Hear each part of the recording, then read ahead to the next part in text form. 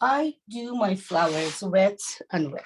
You can see there are few hard lines around. Most of the paper, most of the painting, most of the flowers are without any hard borders, I mean lines between them, especially in one part, two parts of my painting. Always I try to keep them, I mean, I can call them vanish point. They vanished and melt, blend to the background. Uh, this is my preference, but I'm not saying that you have to choose this method because everybody can have their own style and interest for sure. Okay, comparing to wet, working wet and dry. Okay, in wet and dry, you will have the shapes of the flowers perfectly. You can see each of these three flowers are very in details, worked in details, and you can count them. You can say, okay, you have 3 flowers here. But in this type of technique of working, honestly, you cannot say, okay, we have 3 flowers, 4 flowers, or whatever we have in background. You can see just flowers. Of course, you have to have focal point. You have to make one of them or 2 of them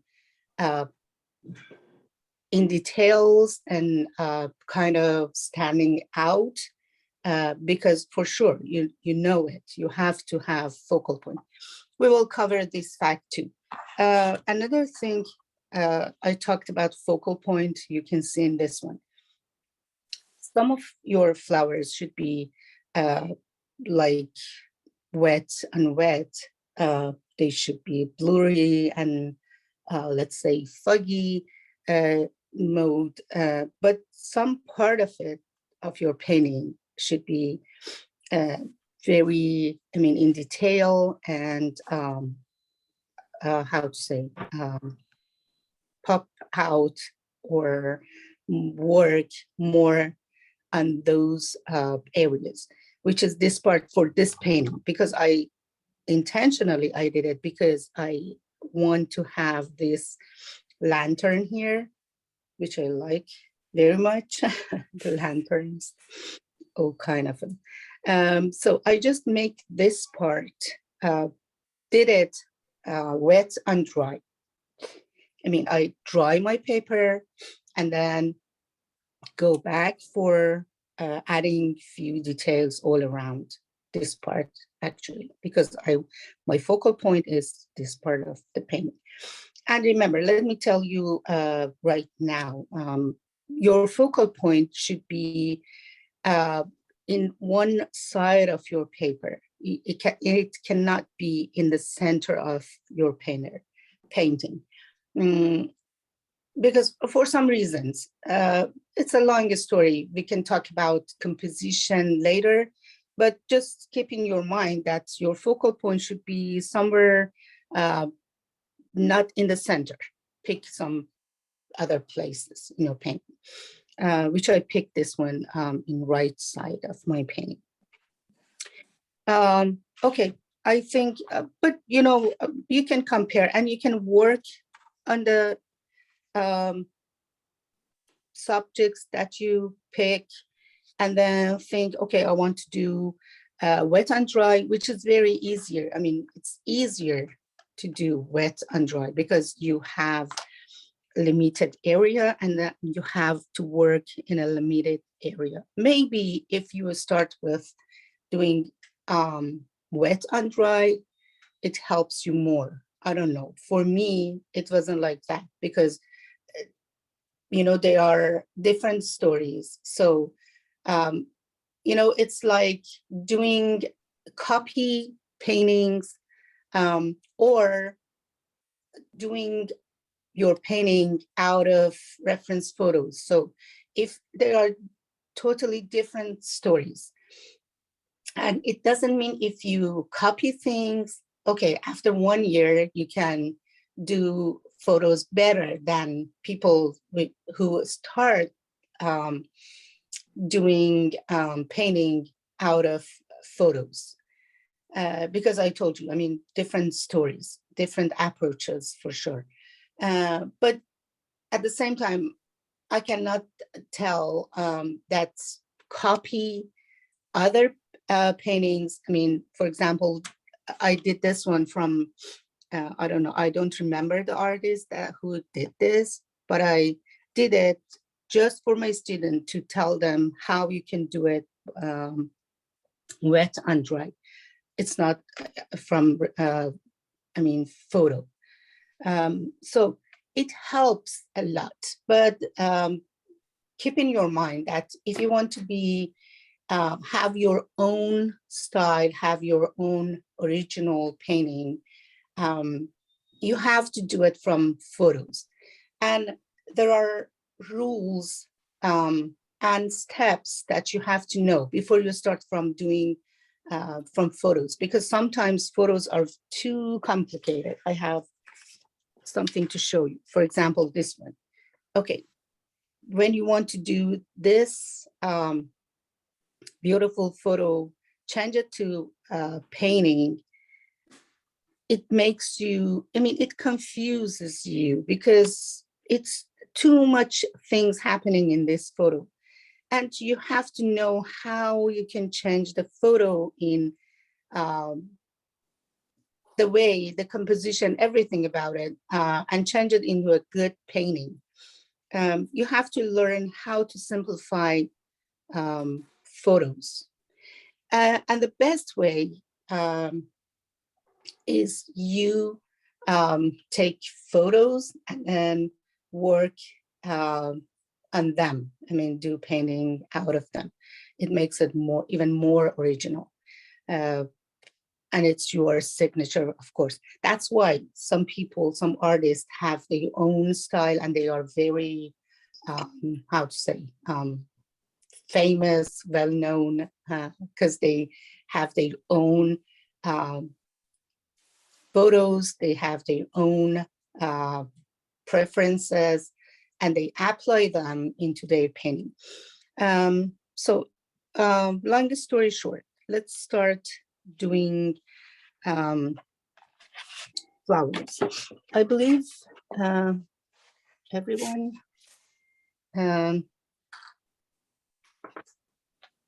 are on board. So let's talk about the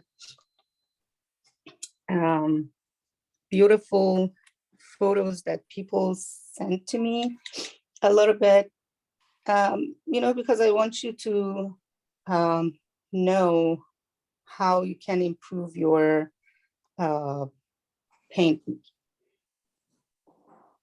First of all, I have to thank you for the nice, beautiful photos that you sent me. This one from Robin. Hi, Robin. I'm not sure you are here or not, but hello. Oh, hi.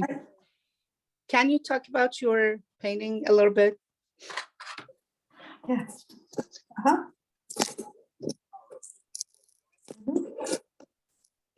It's very beautiful. I love it.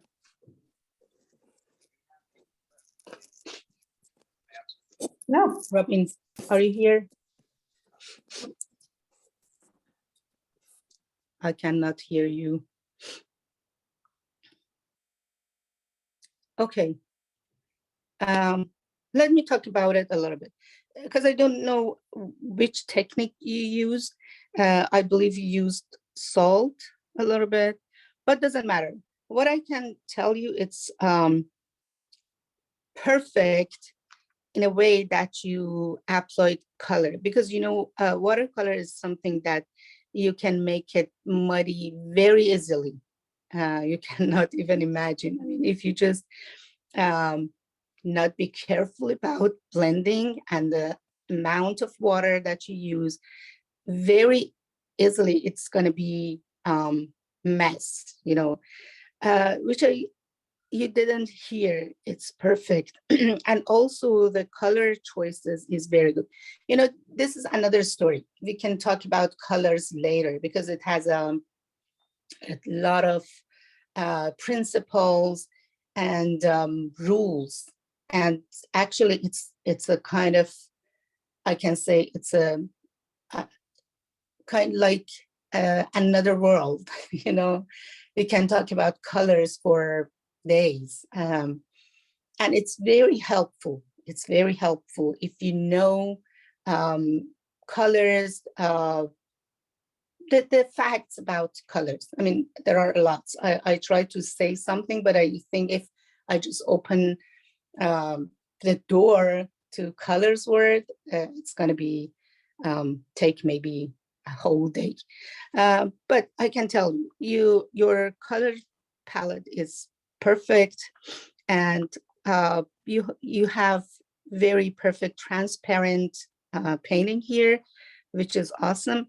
And also, we cannot say which kind of flower it is. It's kind of abstract. I'm not sure which, you had reference photo or you did it from your imagination.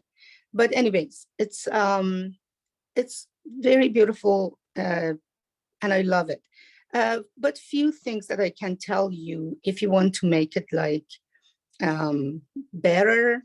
I'm not saying better, but a little bit change to what you did. And also, I've heard a quote which I like very much. It was said that rules are made to be broken. You know, there are rules for painting, but they are made for broken.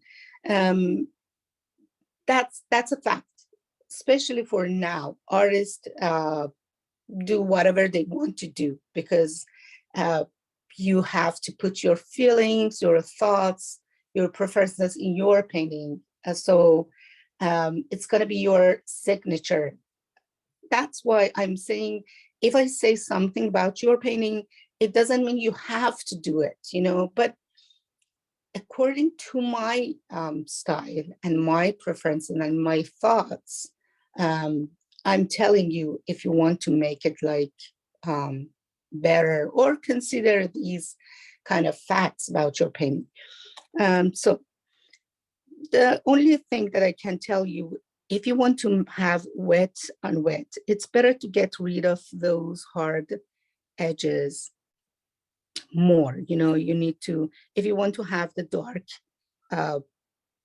value around your flower, which is awesome, which is very good, but try to get rid of them. You can get rid of those in two ways. One of them is wash them out.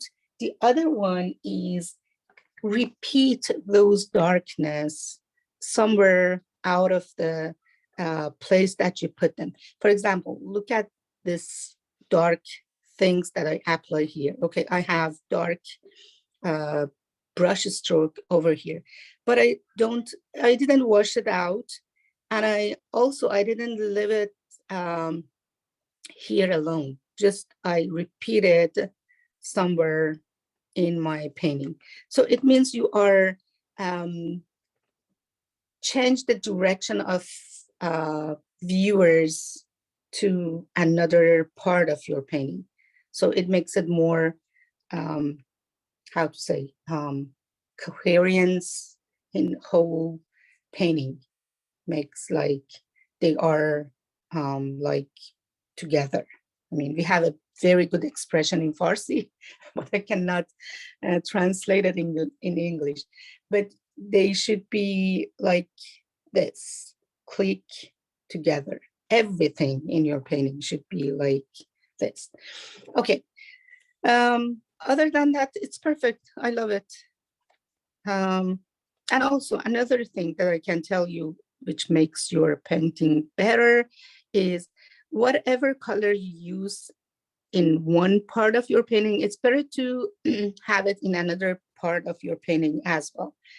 Because, you know, as I told you, we need coherence and how to say, it should be like repeating the same texture, the same color, the same strokes, almost in two different places.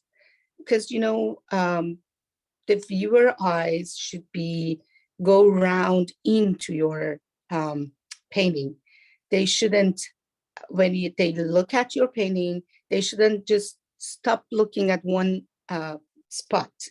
If you just use one color in one spot, it means immediately when you look at your painting, maybe they just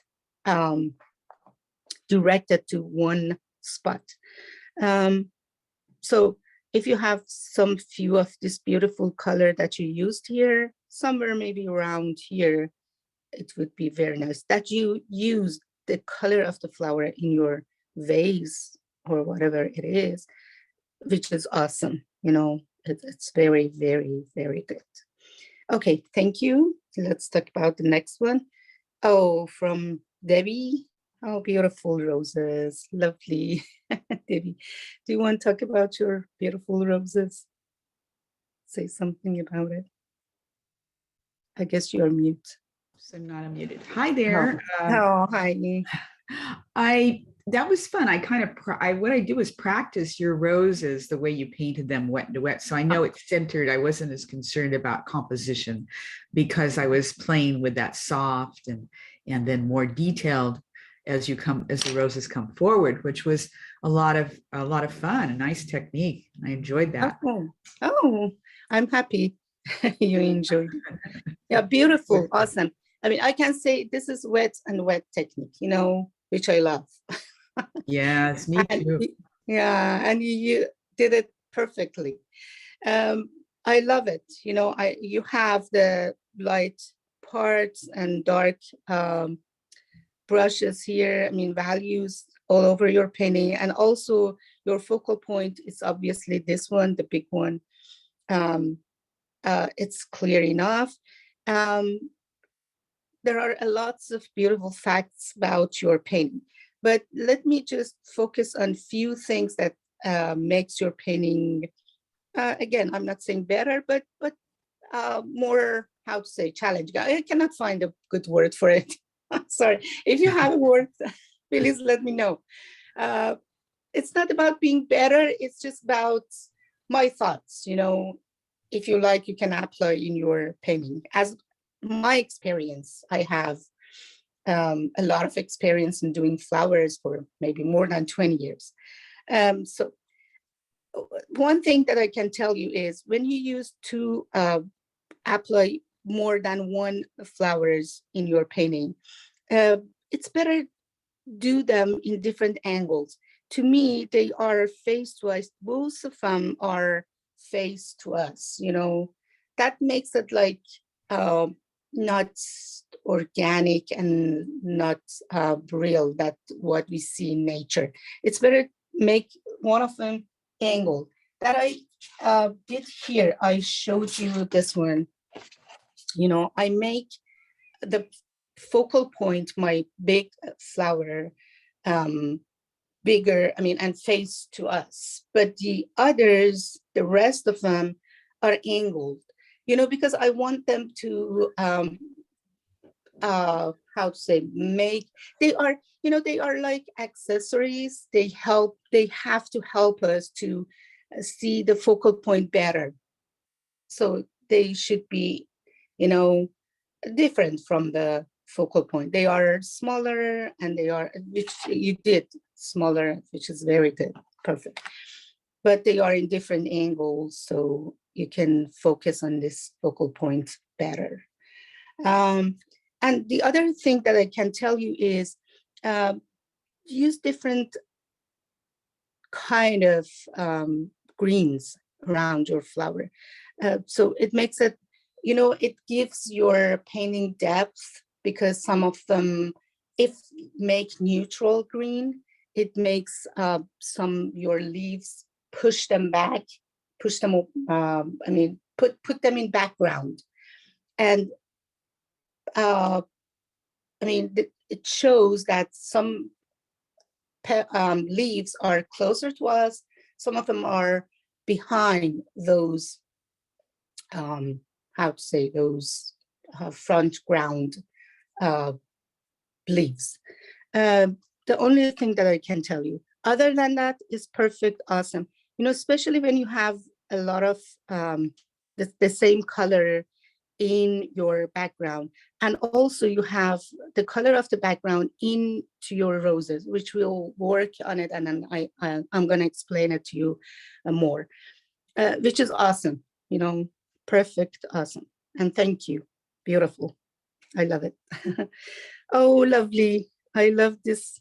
I don't know what to call this animal from Olga. I mean, is it cub? Do you call this cub? CUB? I'm not sure. Yes, this is a lion cub. Oh, lion cub. Oh, so cute. I love it. Did you use masking tape for a tree? No, No? I Oh, okay. corrected it. First of all, I think that this is separates from this, and it should be the underside of this. So I corrected it in the third go round. And this, no, this is the second one. Second. And So, this was the first. And right here, I corrected some of this also, making more stems and leaves and everything else coming up there. And there's the hot spot here, which I don't know about that. I corrected that and I toned all this down. And so I added multicolor down here so it doesn't separate this from this. mhm. So Yep. In my third version. But see, today I'll paint flowers, but mostly I sell pet portraits. So they like photorealistic, especially right here. All this could be real loose, but right here where the pet has an expression, it has to be photorealistic according to the pet. Yeah. And it's beautiful, lovely. Oh, so cute. I love it. Actually, I have to, you know, you did great. And this is my weakness, actually. I cannot do one thing twice or three times. Rarely I can do repeat one thing that I do for the first time. And, you know, it's a key. I can tell you, it's a golden key. Actually, this is my weakness. I cannot do repeat one No, painting. this isn't repeat. It's just another layer over top. Oh, did you? Oh, it's a second you did? version of the same thing. Just a pastel overlay so that the same thing. You just change it a little bit. These are the same thing. Oh, I thought you did it again. Excuse me, I had the phone. It's okay. It's okay. Go ahead. Oh, I thought you did it again, but No, it's the same painting. Okay. It's the same painting with the work over. Oh, okay, got it. Yeah. Yeah, you did great. But again, it's a golden key. If you just do one thing several times, especially when you work from photos, you cannot imagine. It's gonna be huge. How to say? Improving. No, I find I make the same mistakes over and over again. No, trust me. Maybe at the beginning you make the same mistakes, but gradually you learn how to eliminate those mistakes and apply those good things in your painting. I have experience on that. Actually, I told you, this is my weakness. I cannot repeat one thing several times, but I tried twice and I remember, oh my God, I mean, it's a huge difference. I mean, I'm working myself to do it more often, because I can tell you, it's a golden key if you repeat things. You know why? I believe for two reasons. One of them is the next one that you work, you are familiar with few things that you did before, so you are not that much nervous. Because I know people who do watercolor, they know what am I talking about right now. I mean, it makes you nervous, and sometimes I still now I'm kind of have goosebumps when I'm doing watercolor, because I think, oh, I'm gonna ruin it. I'm gonna ruin it. This sound is, it's my head always. But if you try it again, for sure, you cannot hear that voice again, because you know what you are doing. This helps you a lot for more confidence. You do your second one, third one, fourth one. And also, trust me, you will find after few try, you will find those weaknesses, eliminate those, and then apply the beautiful things that happen in your painting spontaneously. You consider them perfectly. I find I have very less hand control with watercolor. It's true. Yeah, it's a fact about watercolor. It's the hardest medium ever. I agree. But at the end, it's kind of, I don't know, meditation for me. And I believe for all people it should be the same, because I believe 90% of our cells made of water, or something near 90% of our body is made of water. So that's why I think we human beings click to watercolor more than other mediums. I think this way. Okay, anyways, you did awesome. I mean, beautiful. I love it. Lovely, beautiful. Especially animals. I have few experience on animals. It's not my choice, but I can tell you a few things to make it a little different. One of them is, as I told you, everything should be in connection to each other. And it includes the cup too, the lion cup too. What I'm trying to say is, if you want to work wet on wet, of course, I'm talking about wet on wet. One of them is, okay, you can wash some part of your cup to the background, or from background to the to its body, which you did here. You have a little bit of color inside its body, which is perfect. I mean, this is the goal. But let's have from this thing happened here more. I mean, maybe somewhere here as well, and you can easily have them. For example, let me show you what I meant by that. Okay, look at this flower. You need to have some part of your flower, if you do one single one, okay, some part of it should be very in detail and clear enough. The other parts should be melted to the background. I mean, it should be foggy, blurry. That makes it more, how to say, dreamy, or gives wet and wet feeling to us. And you can make it very easily.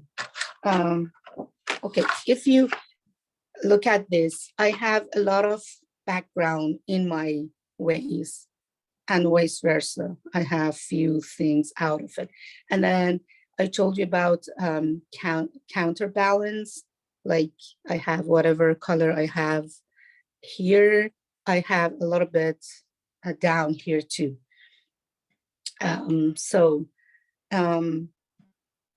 yeah, you can do it easily. Let me just, if I can find a good version to show you, I'm gonna show you how you can make it after you've done with it. You can just wash it out. Okay, let me show it in this one. For example, I have this flower here. I wanted to connect to background. Okay, whatever I put next to it, like whatever color I apply here, it could be blue, ultramarine blue, or green, doesn't matter. The color doesn't matter that much. Okay, if I have my background over here, and we need to spray the edges out. Okay, now I have my background and my flower. So how can I mix them? Very easily. Just tilt your paper and wash a little bit of the background into your flower, and vice versa. Of course, if you apply water in this spot, it means you are blending your flower into the background, and vice versa. I mean, the background comes into the flower as well. So with a gentle touch, you can mix them. And again, of course, you can make your flower, how to say, revise it or redo it by adding a touch of the same color into this wet area. So it means, and then wash the hard edges here. So it means you have a little bit of background in your flower and vice versa. I did it before, but now with a clean water, you can just go over places that you want to blend whatever you have in the background very easily. You can just wash them out a little bit. Other than that, it's perfect. And then for flowers, you can, for next try, if you like, you can use masking fluid that we used yesterday. And I believe you were here yesterday, so you know how we can apply masking fluid in these areas. Then you will get the white flowers even here, even in front of its face. Okay, other than that, it's perfect. I mean, the good fact that I can tell about your painting is you have very dark area here in foreground and very light in background, which is perfect. I mean, it shows depth in your painting, and it push your focal point forward, even more forward. Let me just show you something that I did before. It may help you better. Just a second, if I can find it.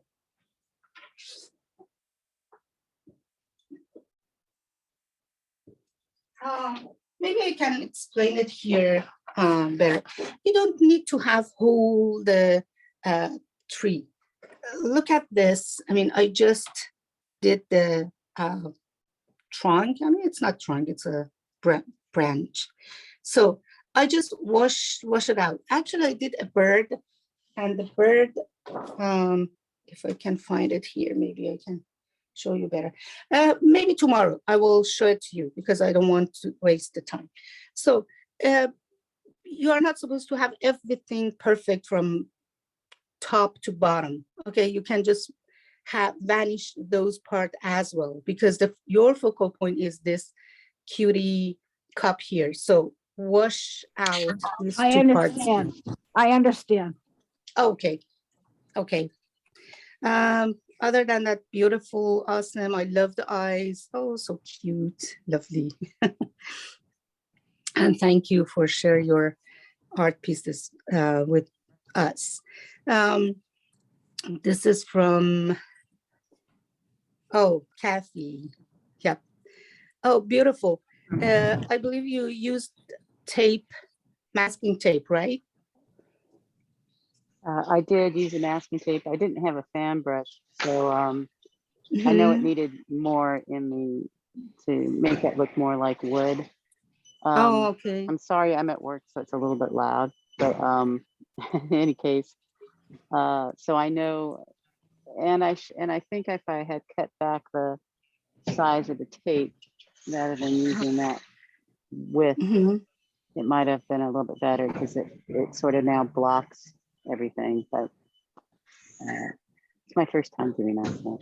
Yeah, actually, it's beautiful. I love it. The difference between background and the foreground, it's perfect. You have depth in your painting, which is awesome.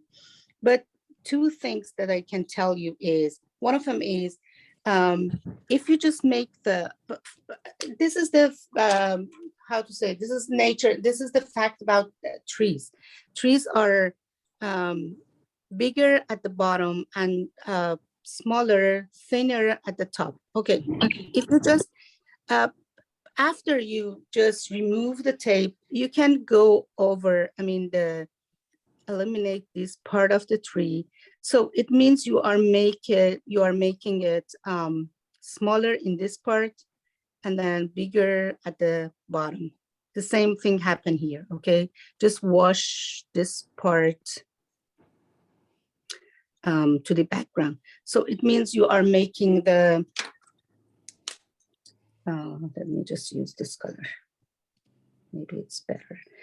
You are making your trees, more realistic. And also it helps the composition too, because they are bigger at the bottom and then thinner at the top. The same thing happened for this, what do you call it, stump? Here. And another thing that I can tell you is, for everything, even in small, we'll talk about the center of the flowers. Even if it's very tiny little small thing, it needs to have at least 3 shades of color. Lightest light, medium here maybe, and the darkest dark at the bottom, So it needs to be a wash, gradual wash towards the lightness. Anything could be like this. Even this little thing here, it should be dark in one side and then lighter the other side. And you said you don't have a fan brush, doesn't matter. Sometimes you can use your flat brush like as a fan brush. Let me just show you how you can use it. Okay. If you have just flat brush, you can use it like fan brush to create those lines. How can you do it?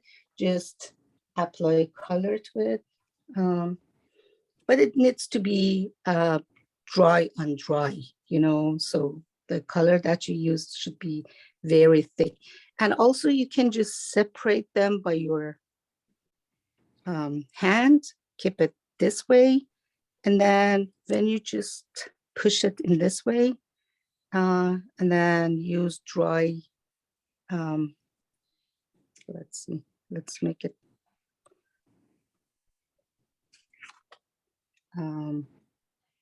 darker.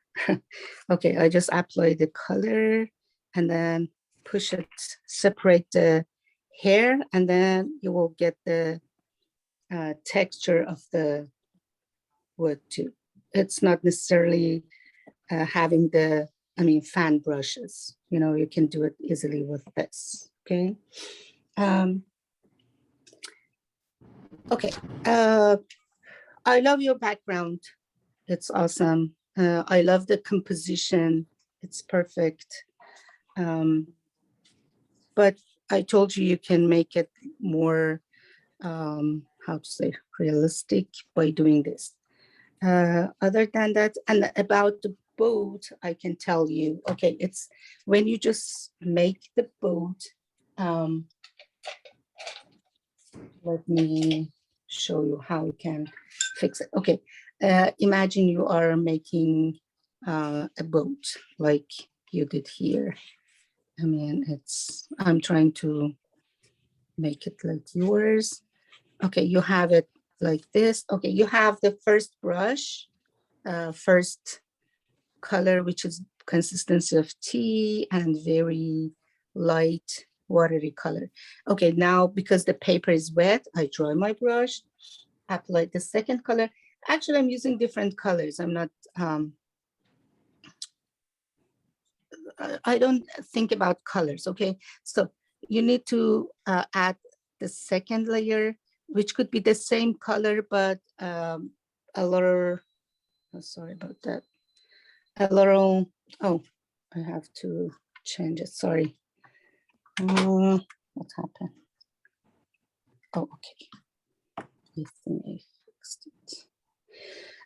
Okay, the next color should be this. I mean, the next layer with consistency of coffee, you apply it here. And if you have hard line at the top, very easily you can wash it out with this, because I mean, gradual wash should happen in here. The next color could be the different one, a burnt sienna, burnt umber, or darker version of the same color, but it needs to be darker for sure. And then apply it at the bottom, and again, just blend it to the next one and next one. You can see the gradual wash in this one. That's why it goes like more 3D. And of course, if you just add the background to it, it even makes it more 3D. And again,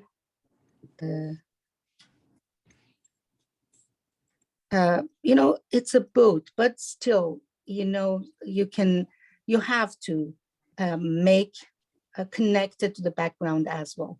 I just grab the color from the boat and drag it to the bottom of it, to the background.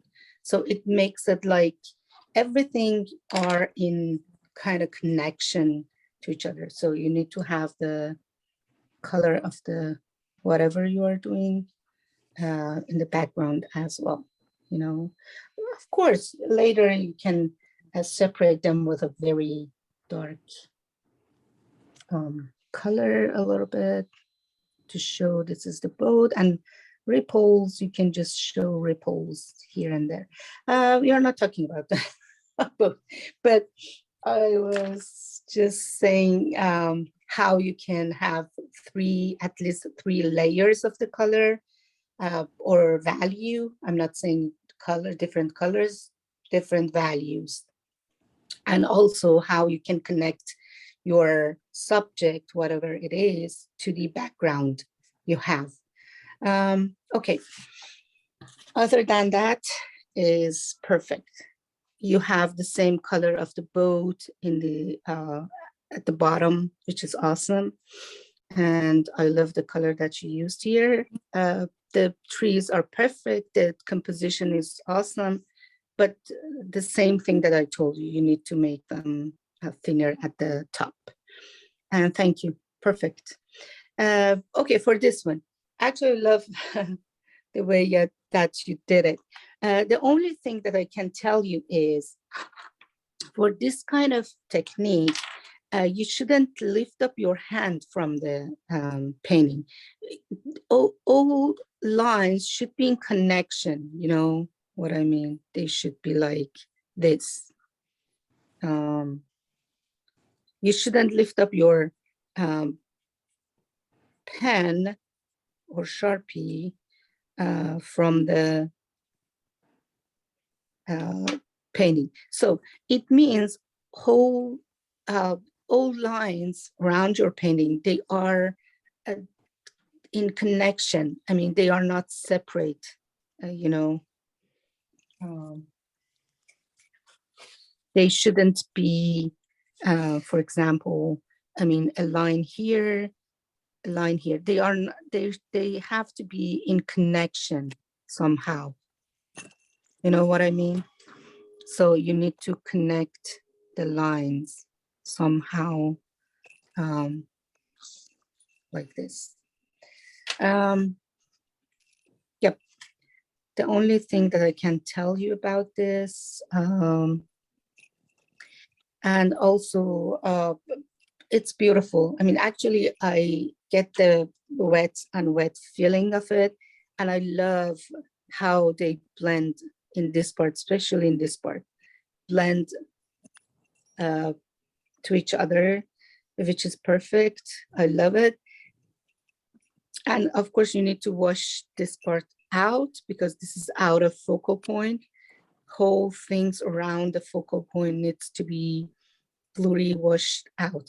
And another thing that I can tell you is themes shouldn't be the same size. You know, sometimes it's better to, and the same direction, and not same direction, but you know, you cannot count them.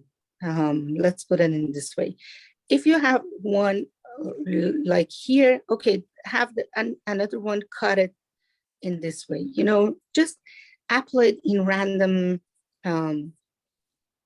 places to get more connection, and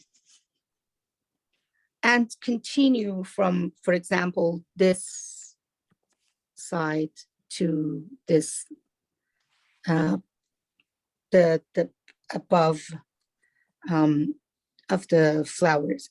It makes it like, actually it add movements in your painting, and also it helps the composition, because sometimes if you have just one thing, one, let's say these stems at the bottom, at least you need to have one or two at the top for counterbalance or directing the viewer eyes to everywhere. But I love the way that you did it. It's perfect, especially the rose. I mean, it's very beautiful. I love it. You use lightest light, darkest dark, different values, which is awesome. Of course, you need to, actually roses are the hardest kind of flower, I'm telling you, because it has a lot of layers. That's why it makes it more difficult. But everybody can say, this is a rose, this is a gold. People have to say, okay, this is a rose, which is perfect. And I can tell these are tulips, and I believe this one could be, what do you call this? Daisy or Gervera. I believe it has the name like this, but I know the flower. Perfect, thank you. And you all done? Yeah, thank you guys. You make me happy to send me your tries. I really enjoyed all of them. Okay, let's back to work. First of all, I put something under my paper because I wanted to be a little bit tilt. I told you, we talked about it. We need to use the gravity force to help us for having more beautiful wet and wet. Okay, let's talk about flowers in general. Few things that you have to know.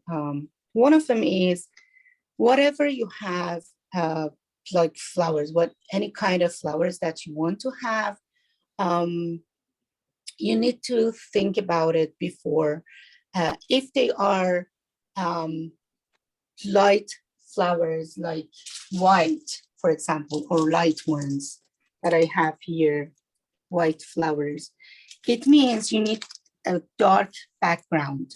So because we want to make our flowers 3D, three-dimensional. So if you have light flowers and apply dark background, it means you push them up. I mean, your flowers pop out more, which is the goal. And if you have dark flowers, like maybe this one or this one, actually this one is partially light, partially dark, we can change the background. In some part that it's light, you can have darker background, and the way the side that you have dark petals, you have to make background lighter. Maybe you cannot see the same thing happening in photos because they are photos. We have, as an artist, we have to change photos to make them beautiful painting. You have to know paintings are different from photos. In photos, you can see maybe the background flower in same resolution that you see the foreground flowers. They are the same. But for sure, of course, you as an artist, as a painting, it needs to be changed. The background should be blurry. Those doesn't need to be in detail because they are background flowers, but these focal points should be pop out. So they need to be more in details, and also you use sharper color, warmer color for these flowers, but neutral color for those background flowers. This is whole story about flowers, okay? And feel free, if you have any questions, just let me know, because we go forward and I don't remember what we covered and what is your concern, because I have these kind of things in my mind, but I'm not sure, because I don't know your level, you know, I don't know you are beginners or advanced, but if you have any questions, you can tell me, because I cannot go to chat perfectly. Sorry about that. I cannot read the chat in my laptop perfectly. Maybe during break, I go over the chats, see your comments and questions. Okay, so I assume there's no questions. Let's start with flowers. I'm gonna make my paper in half, and I want you to do the same thing that I'm doing here. And I give you time, step by step, to do this. This is practice. In future, near future, hopefully, we are going to do something like this complicated photos. Not exactly this one. I'm saying that this kind of things. I mean, a photo, complicated photo in one session, cover whole thing, you know, do the from A to Z, one particular reference photo, using one particular reference photo. But for now, let's cover dark flower, light flower. I assume this help you more have a general idea about doing flowers. Okay, let's make it half.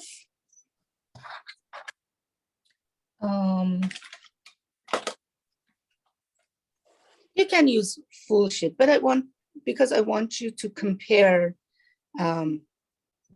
these two at the same paper and side by side. I'm doing this, but you can use one whole sheet to do it. You know, actually, a 9, oh, 10 by 14, I believe. Let me just check it out. 9 by 12, sorry, 9 by 12, okay? You can use whole thing. Okay, again.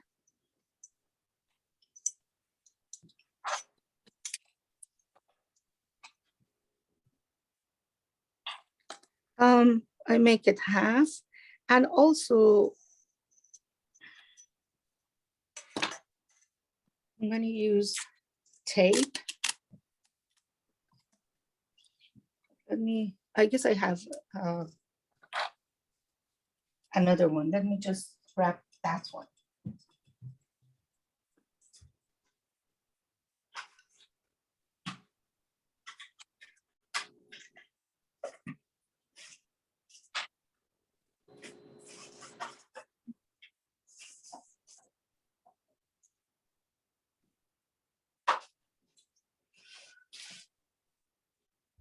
It's a little bit, smaller. So for this size of paper, I guess this one is better. If you don't have masking tape, it's okay. You can just use regular tape, but be sure that there is no gap in it between paper and the tape. Okay.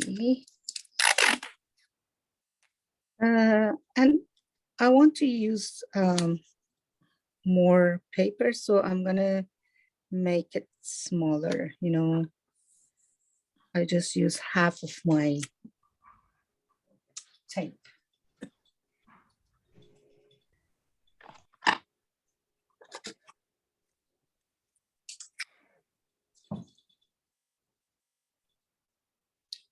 Okay. Let's have a use whole sheet, because I believe it makes it even smaller, so maybe we cannot cover whole thing, because I want you to see the background as well. Let's use a full size, and then we can put them side by side to compare. No worries about comparing things. Okay, yeah. Better idea.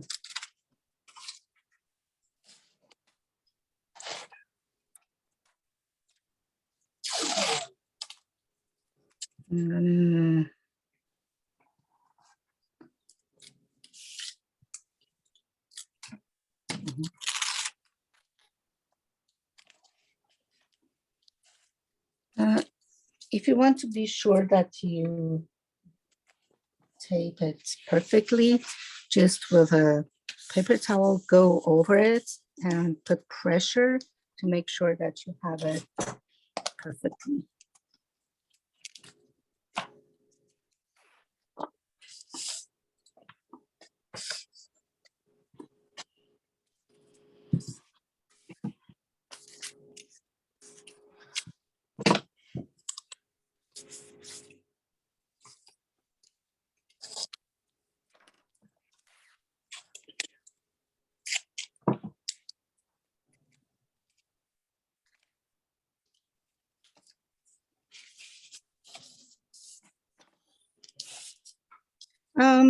As an artist, you pick something like this, one flower without any leaves around, stems, or so on.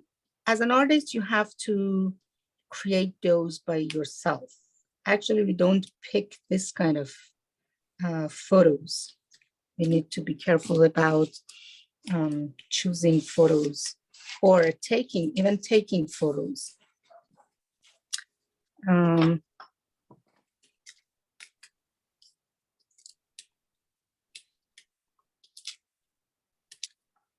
Again, just double check the tapes. that you don't have any gap between the paper and the tape. Okay, I was saying that if you even if you just pick one thing, one single thing, you need to add more movement, more things to it. Like, for example, look at this one. Even you have this, you can change the direction of them as well, or add more, even more flowers to it.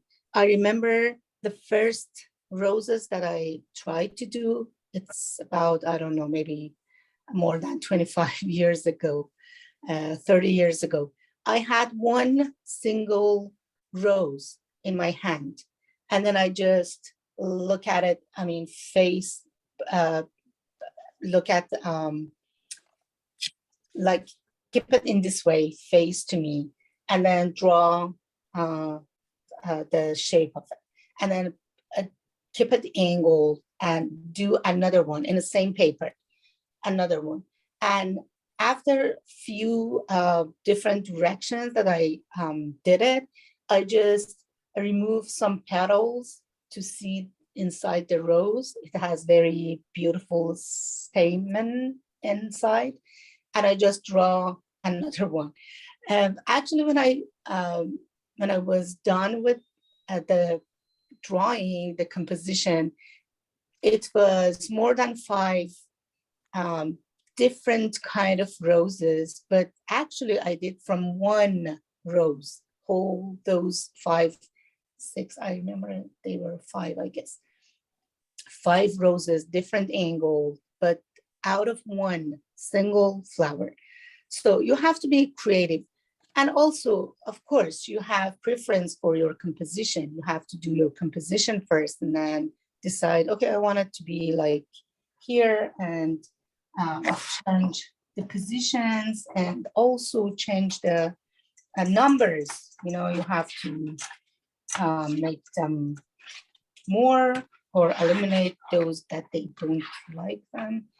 I'm trying to find what we did in the class one day. It's very, let's see if I can find it. It's kind of cute. You know, what I wanted to do was like this. I mean, we did this one wet and wet in the class, the other one wet and dry. I mean, you can compare them when you have them side by side. And also this one, we did this one, the same thing. I mean, wet and dry, wet and wet. I wanted to do the same, but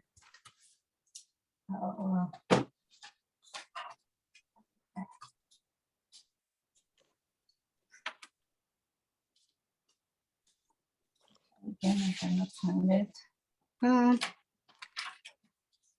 It's somewhere here.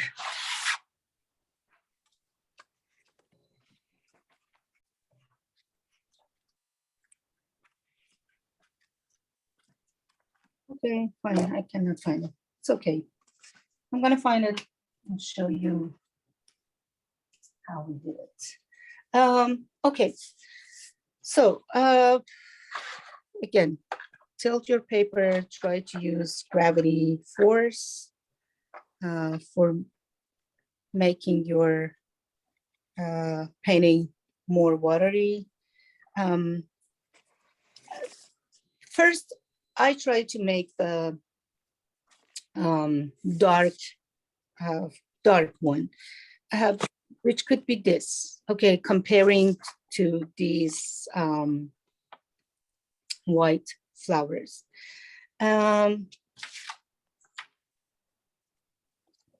Comparing to this. Okay. We can do this one, and of course we can do later, do this one, try this one too, if we have enough time to do it. Okay, I'm going to start with the petals. And again, you know, you are not supposed to do every detail that you can see in the photo, reference photo. Reference photo, it's another story, how you can make painting out of photos. The main thing that you have to consider is reference photos are there just for inspiration. You need to have your own composition. You need to change it in a way that you want. Even you can change the colors. You know, it's totally up to you because you are the master of your painting. So you have to do whatever you want to do. So don't try to make a photograph exactly everything happen in photograph. Just put your own, I mean, inspiration on it. You know, it's just for inspiration. Okay, let's go back to it. And of course, you know, they are in different colors. You can use any kind of colors that you pick. Also, you can even use imaginary color. Even if you don't see this specific flower in this specific color, it's fine, because as an artist, you can change it according to your feelings. You know, sometimes we like to have, I don't know, maybe how to say, black roses, even black, doesn't matter. So what I'm trying to say is, don't worry about if you don't have the colors that I'm using right now, and I'm announcing the name of them. No worries, whatever color you have, it's fine. Just try keep the values. I mean, lighter, medium, and darker. At least 3 values or 3 colors. Okay, I'm gonna pick this one. So, and also another thing that I want to tell you is about how you can make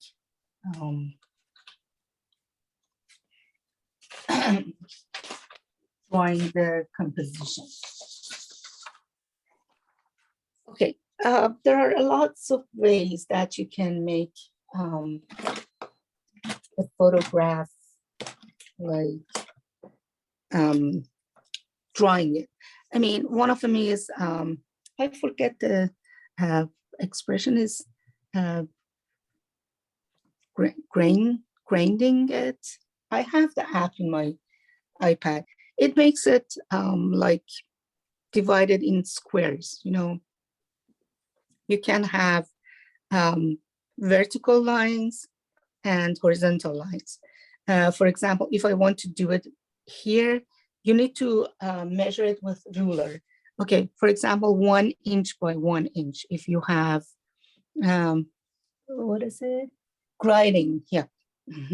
Grinding, thank you, Lauren.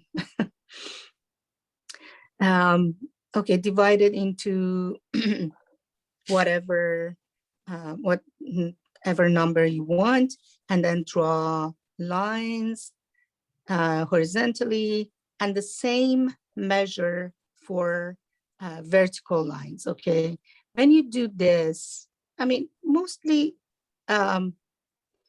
you're using this technique for complicated photos, like portrait, because if you just make a little slightly small mistake, it could be someone else.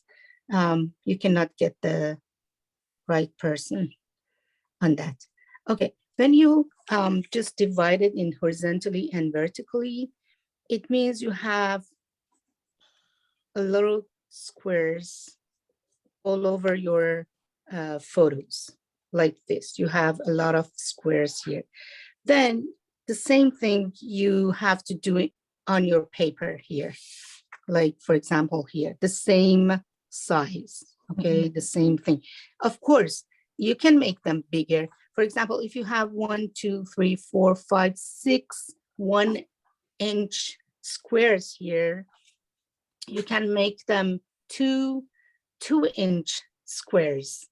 or bigger, even bigger, 3, or if you want to make it in a big size, okay, make it 10 by 10. The point is you have the same number of squares that you have in on your photo, the same number of squares you have the same on your paper or whatever you want to canvas or whatever you want to do it. And then, okay, if you have number for them, for example, 1, 2, 1, 2, 3, you have 1, 2, 3 here. The same thing happened here, 1, 2, 3. Okay, you can see we have in square 3, 3 and 2, we have this kind of shape. Okay, okay, I'm gonna go 1, 2, 3.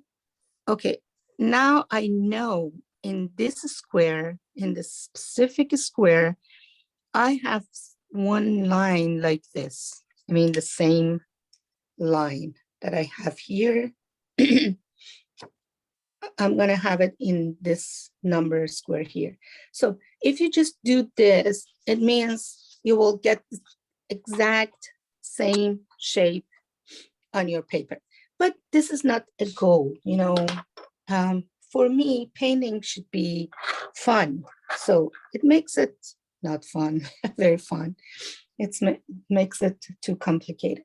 So forget about the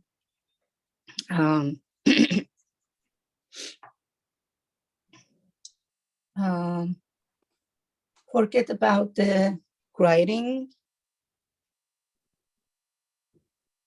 and just do the general shape. Okay, how we can do it?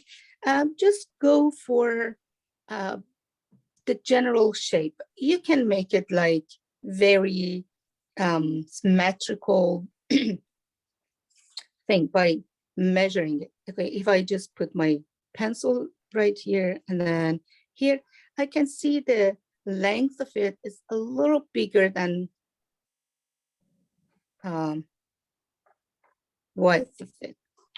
So I know this fact about it.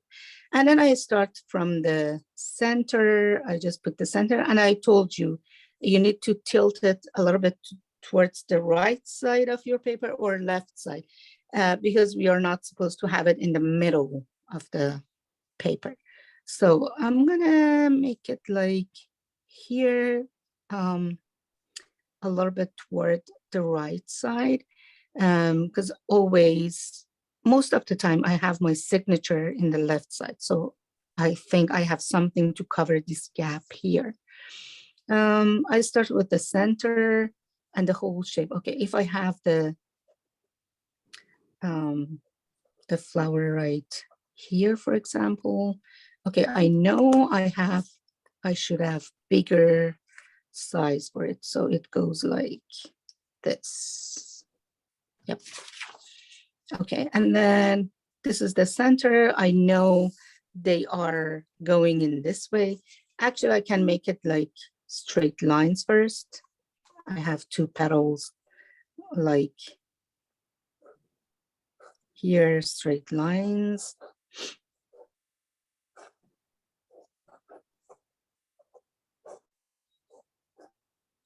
And then I have another one like here, again,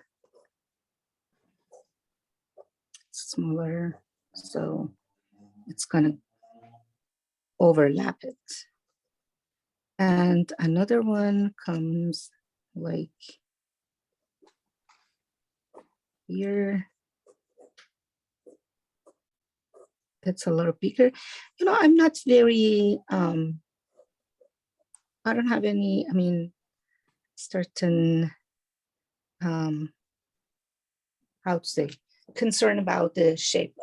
The general shape would be enough. Actually, I don't do this things that I did here for my painting. I just go with the shapes, like, because, you know, I want to change it. I even maybe I see this petal, I mean, goes behind the front petal, but I can change it. I can put it over the petal that I have, the big one. You know, it's totally up to you. And also, you know, I do the same thing. I mean, most of the time I just let the painting leads me to the direction, to the composition. You know, I'm not very, how to say, very restrict about doing copied photo. It's enough just to have the perfect shape, perfect composition. I have a glance on my photo, but I do my own things, you know. And now I'm going to shape the petals, like make them round a little bit. And I'm not worried about the pencil graphite, because later I can erase them. Actually, I don't like this shape of it. They are very similar. I'm going to change one of them, make one of them smaller. I angled the other one a little bit. Let's get rid of the excess lines to see it better.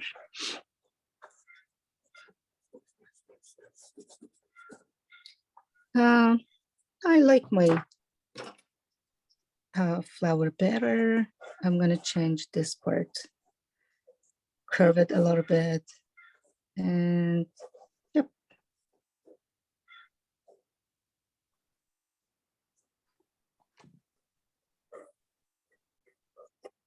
That's it. Now I like it, you know.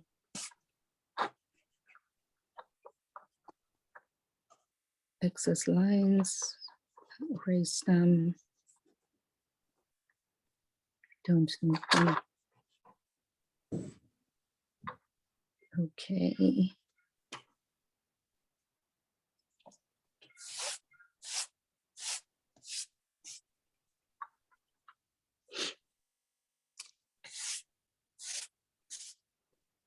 I'm gonna make this one.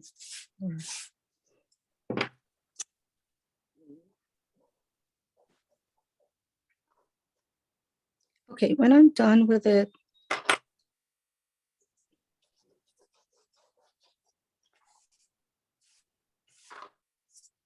now it's time to choose my colors. Actually, for this one, I'm going to use my Solo Crimson, which is a kind of beautiful pink color. But again, doesn't matter. You can even use orange, okay? You can use red, even yellow, doesn't matter. The first color that you use need to apply with consistency of tea, doesn't matter, or it could be blue. So the second one, I'm going to use the stronger, more consistency of the same color, or I can use alizarin crimson. Let's see what happens when I'm doing it.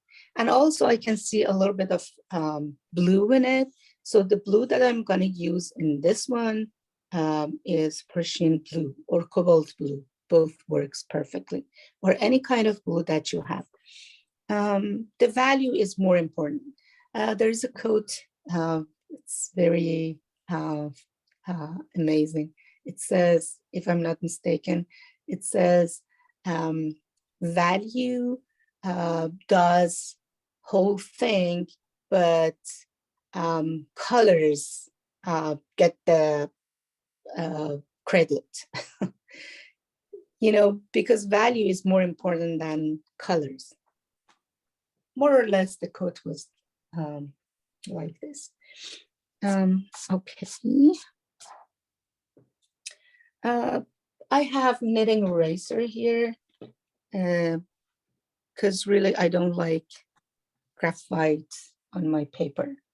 I didn't use graphite on most of the time I don't use graphite. I just do my drawing with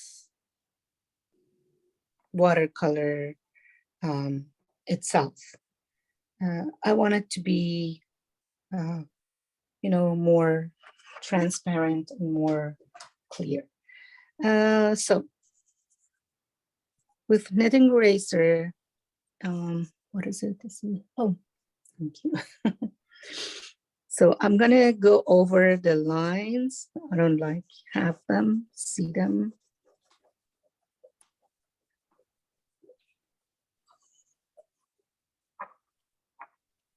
Okay. Now I know what color I'm going to use, so I put them on my palette. You can see I have some color over here. And also I have a rose, which is beautiful. I can mix them. You can mix orange and yellow to get for first layer. But of course, it should be very watery. I apply water to it, add a little water to it, because it's a first layer.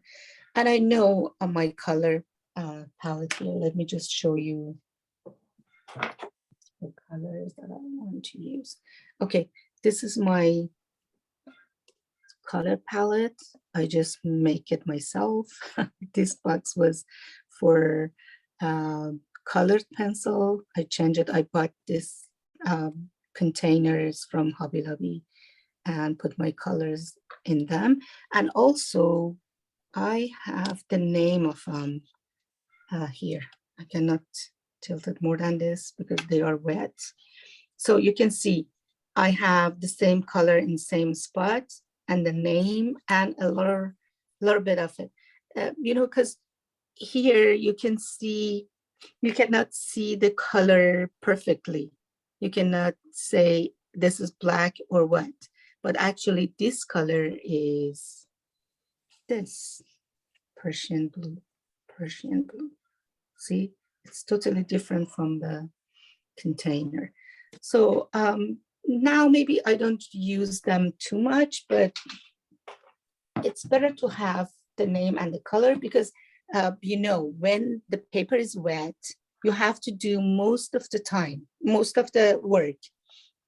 So you don't have that much time to go and search for the certain color that you want to apply to your painting. So it's better to have the name and the color in front of you.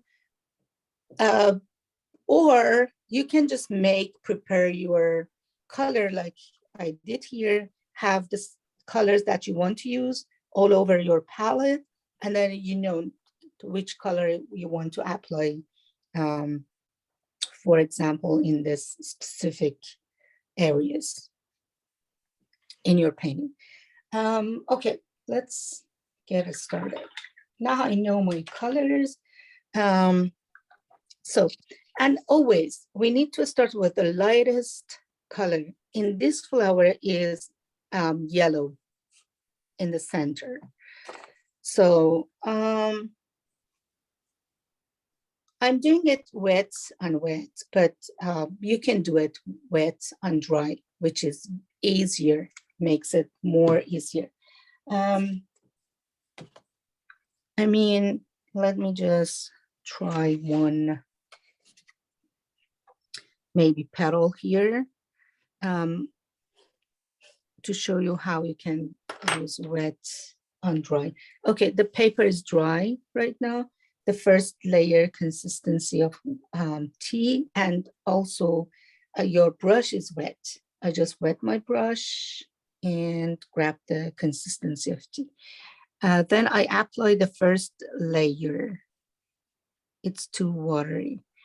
Now I have a certain area which is wet.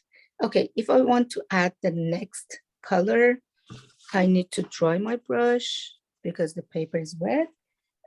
I'm gonna apply the same color, but with more consistency and dry brush. But you can see it goes and blends to the rest of the painting. And of course, you can have direction and apply to where you want to apply. And then the last color, which is darker, I'm gonna apply it here, more consistency. And spread it out because the paper is still wet, or blow it towards the direction that I want. But you know, in this case, when you are doing wet and dry, you will get the shapes of the petals perfectly. What I showed you here, you know, you have your perfect shape of the petals. But we are not supposed to do this.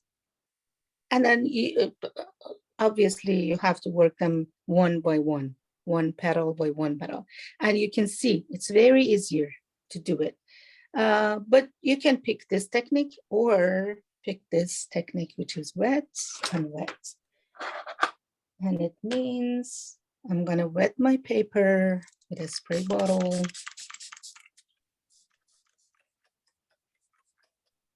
So, and I noticed that my flower is kind of dark.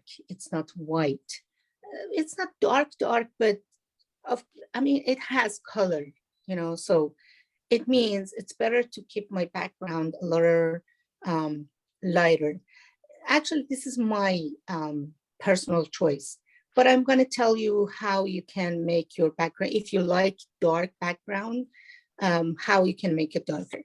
But let's keep it the way that I want to do it, and then we will talk about other options. So I just spray the paper, so keep the paper moist, actually wet, not moist, and I'm gonna use my angled brush, which matches to the size of my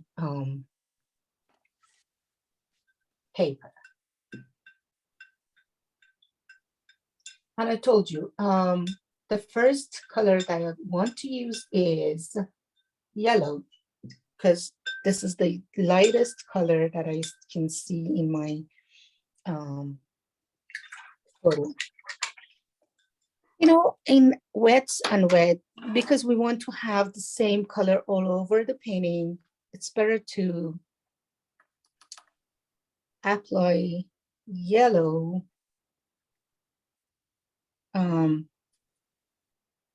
It could be cadmium yellow, maple yellow, any kind of yellow works perfectly. Okay, I'm gonna apply it here, but remember, we are doing wet and wet. It means I'm gonna apply same color almost everywhere, you know, in my background as well. But I try to wash them out like this. And in this stage, you can even remove some of the colors. I don't want to do it, but I want to show you how you can remove it because it's wet. So very easily you can just clean them out with a paper towel. When it's wet, you can do whatever you want to do, you know. So that's why you have to be very fast. Okay.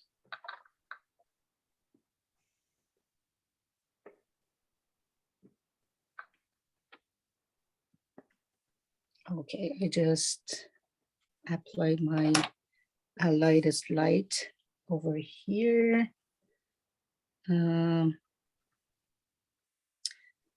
also, you know, you see a lot of things happening here, tiny little lines, many things, but this is not a goal to do every single thing in it. just look at it in whole thing. I mean, another point is you have to go from general to specific. If you want to have those tiny little things, okay, you can apply it then, I mean, later. But for now, squint your eyes, see the whole shape of it. Doesn't matter, it's flower or whatever it is. You have to see the whole shape first. Okay, the next color that I want to add is phthalo crimson for me. For you, it could be any kind of color. Again, I can wet the paper because I use paper towel to remove the color from this part, so it's not wet enough. And watery color again. And remember, for petals, you need to do it from inside, sometimes from inside, I mean the center of the flower towards the top of the petal, or sometimes you need to do it from outside the petal from, I mean, the direction should be from out to in, I mean, to the center. I'm not worried about bleeding. It could be good happening. Actually, I love to have bleeding here. And, you know, be careful about the direction. Even if it doesn't matter to, because it's wets and wets. At the end, they blend to each other somehow. But if you do it, apply color in this way, it means you are getting used to it, which is very important. So direction is very important. So keep in your mind that you need to keep the direction. Okay.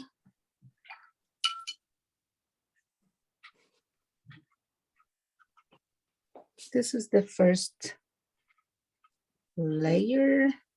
And also again, I'm gonna have the same color in the background as well.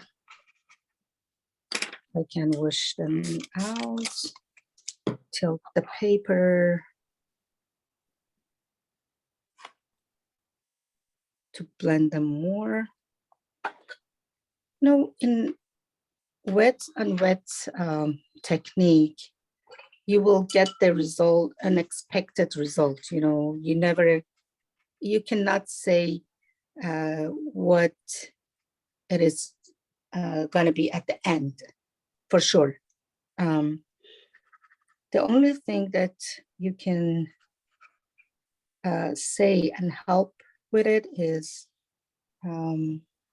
be careful about the light and dark things all over. Okay, now I have the first wash here. And when it's still wet, you know, I'm trying to apply the lines and dots a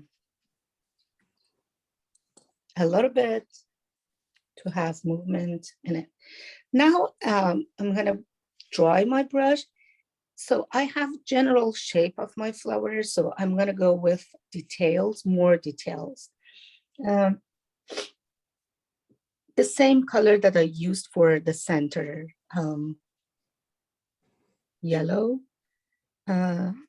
Now I'm going to make the center more, I mean, in details, like shape them in a way they are. I want to have a center like this and spread it out like this. And I see a little olive green. So I'm gonna add olive green a little bit here. But again, you need to dry your brush. Just spread the color. I try to slow down, make sure that you are with me.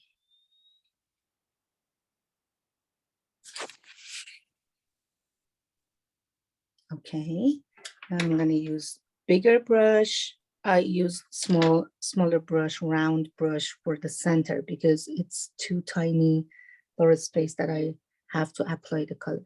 Let me just apply a little olive, not olive green, but yellow ochre in this part. Do you remember I told you, even if it's a very tiny little small thing, you need to have applied at least 2-3 colors to it. So I just apply yellow ochre in one part of that little dot in the center. Okay, again, dry my brush because it's still wet, and the same color, which is phthalo crimson, more consistency.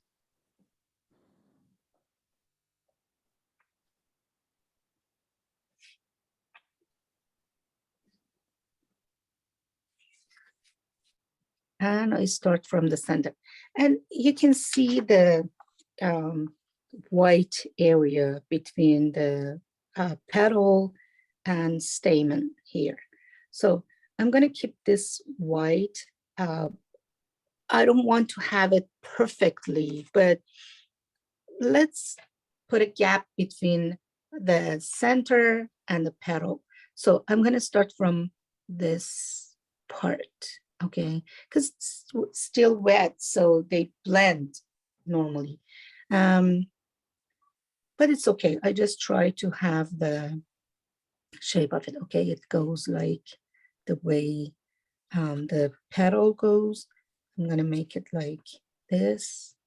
And you know, it's kind of through your brush over here.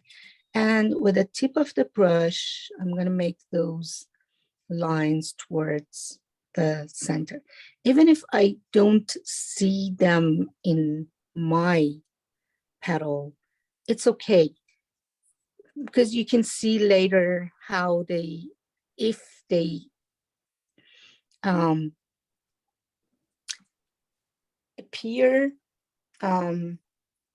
you can see the direction is very important. Okay, the same thing I'm gonna do with this side. Again, be careful about the direction. And now it's time to add a little blue, which mine is Prussian blue. Or you can use any kind of blue that you like or you have. Again, dry your brush because it's too wet here, and apply the Prussian blue, which is if you mix it with phthalo crimson or any kind of red, it goes kind of violet. Again, I'm doing the same thing here. You know, when you are, most of the time when I'm doing flowers, I make it very fast. The second layer, I do it very fast because I want to get advantage of the wet paper. But now I just slow it down to make sure that you are following the the process that I'm doing here. Okay, let's just do the next one. If I feel it's not wet enough, okay, cover this one that I did it before and spray water a little bit in that one that I want to work now. Again, I dry my brush,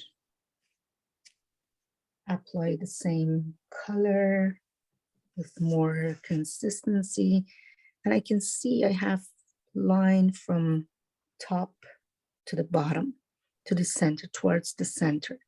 Okay, I'm gonna do the same thing here, but this petal is slightly lighter, so I don't go all over it. I just apply a little strokes, brush strokes towards the center. And also I apply some blue again towards the center, and I'm careful about the shapes. I'm not covering whole things, you know. And if I think, okay, I need a little white here, I just dry my brush, clean it, and then I can lift it up. You know, I can have the light area over here.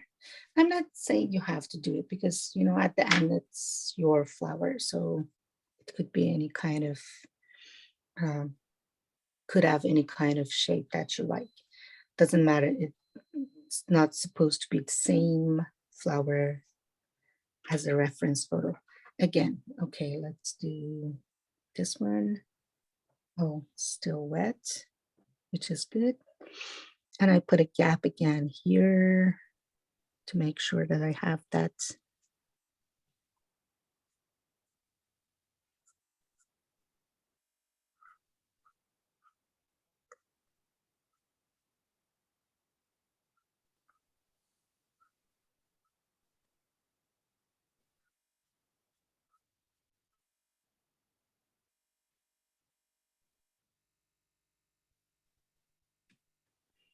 Again, darker value from here towards the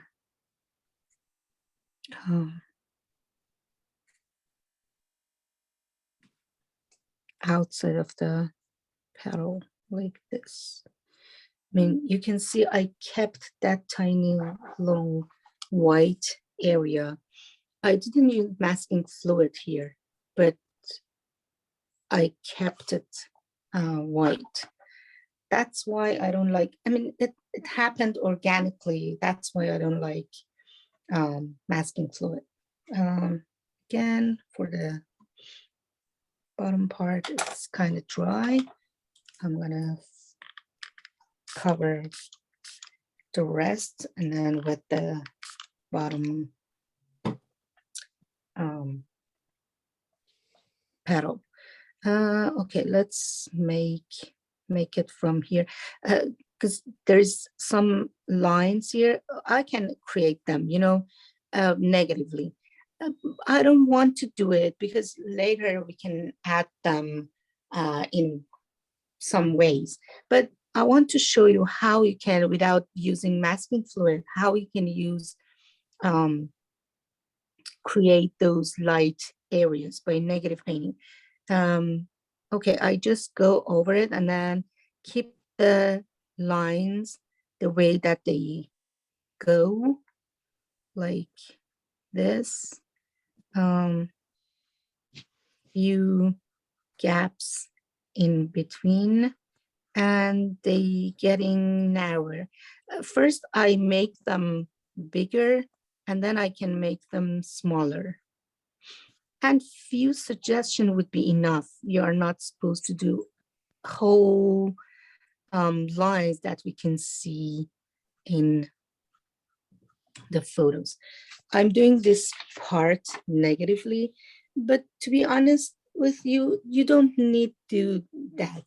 Even you can ignore these light lines here.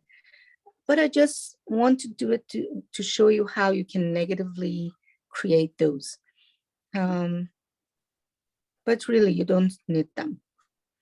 And then the rest goes this way. I mean, they are like,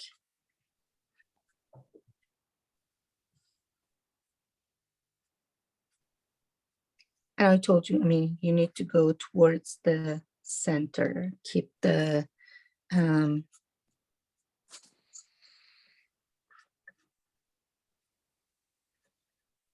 brush strokes towards the center, okay? I'm not worried about the shapes because I'm gonna change the shapes later. Again, blue.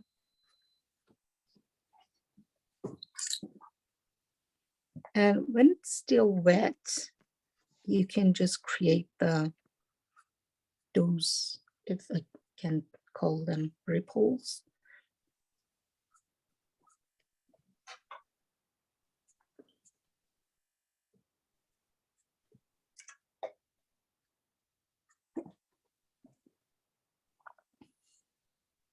Okay.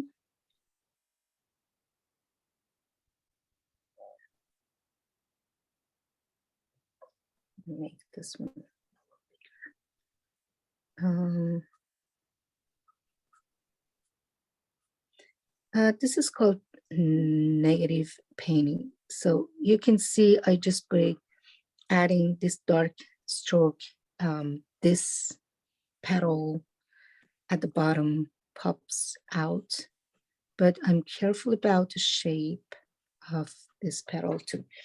And whenever you feel you have hard lines, it's just okay to go over it and then just wash it out a little bit, you know, just touch it in a way that the hard lines disappear. The same thing I'm gonna do with this part.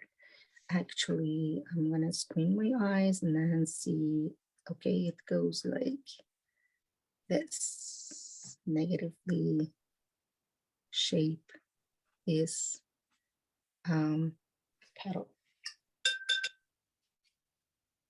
And then wash this harsh thing here.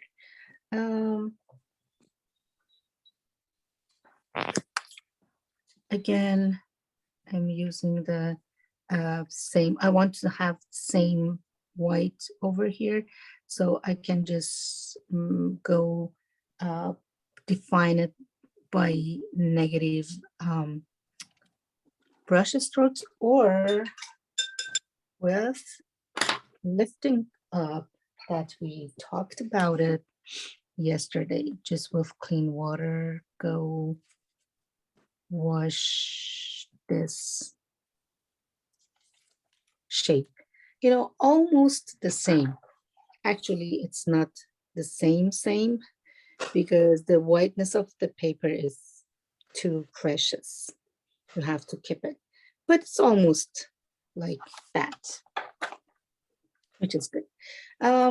Okay, now I let it dry, because the water in paper, it's not you know, it's not very wet, it's not dry, so it's something between. If I continue to do it, I may ruin it for sure, because the amount of water that I'm going to use over it, it ruin it completely. So let it dry, and then we go back to fix it more, to work, to add next layer, to work more on details. But let it dry. And then I believe 15 minutes, it's gonna be a good break time. And then I'm gonna see you after 15 minutes. But if you have any questions and comments, let me know.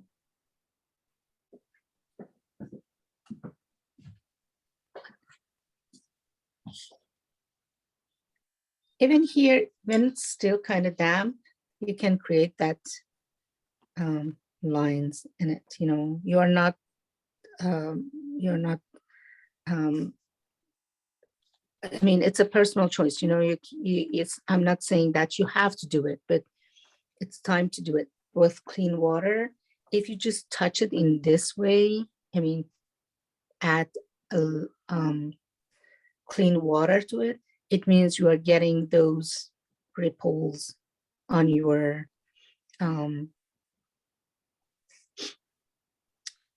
petals. You can see they get lighter when you apply the just clean water, but be careful, then they need to be in correct direction.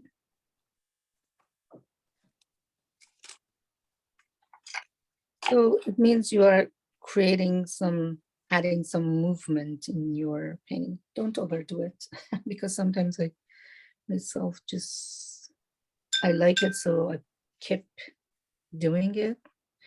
And you know, this is another way that I told you, you could create the shape of those tiny little stamen or whatever they are in your painting. You know, there are lots of ways to do things in watercolor.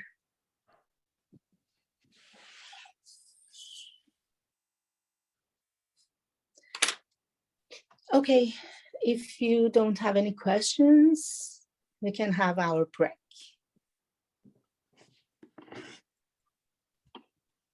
Okay, I leave it here. And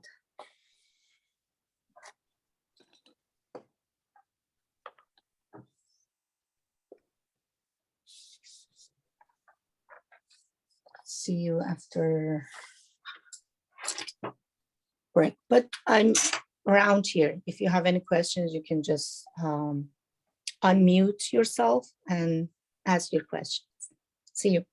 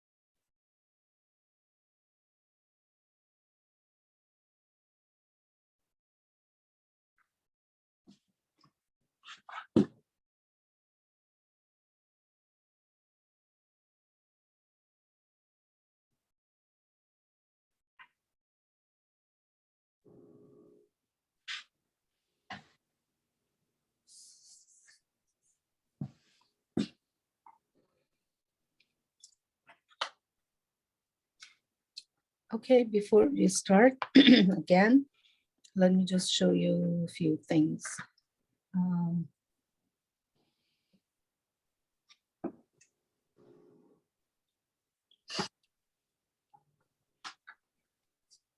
Okay, do you remember I told you we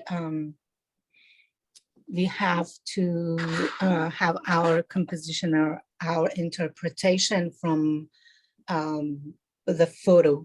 Actually, once we did this in our class with my students, we had 3 reference photos, like these 3, and we decided to do one composition out of these 3.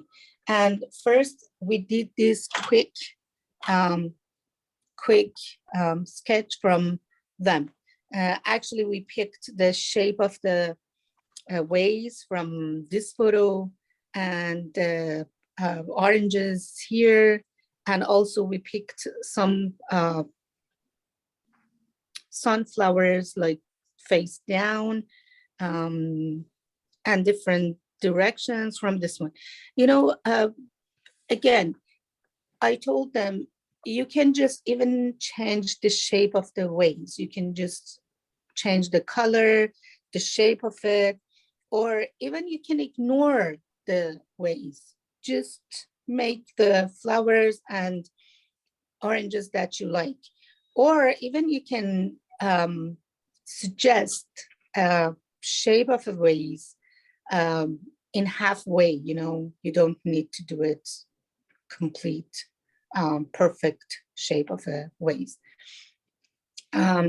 So we are doing the same thing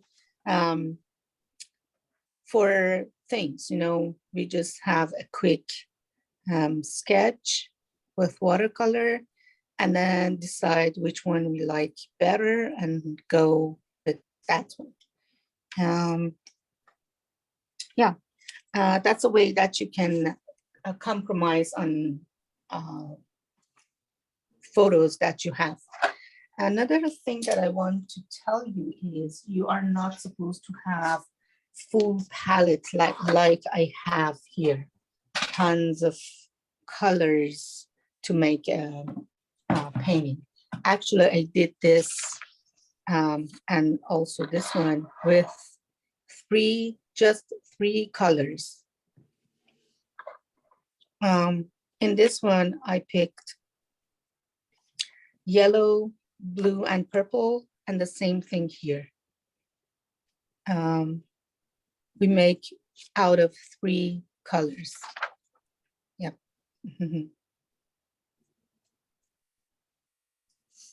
And actually, I just apply color to this one like I did in this violet that we are now doing it. I just spatter different colors all over the paper. And then I decided to separate the few flowers out of them, you know, negatively. I just shaped the flowers without any reference photo. I just used my imagination. We can do the same thing later, hopefully near future. Okay, let's go back to it. Just let me dry it completely because I don't want to have this buckling right here. And meanwhile, if you have any questions, let me know.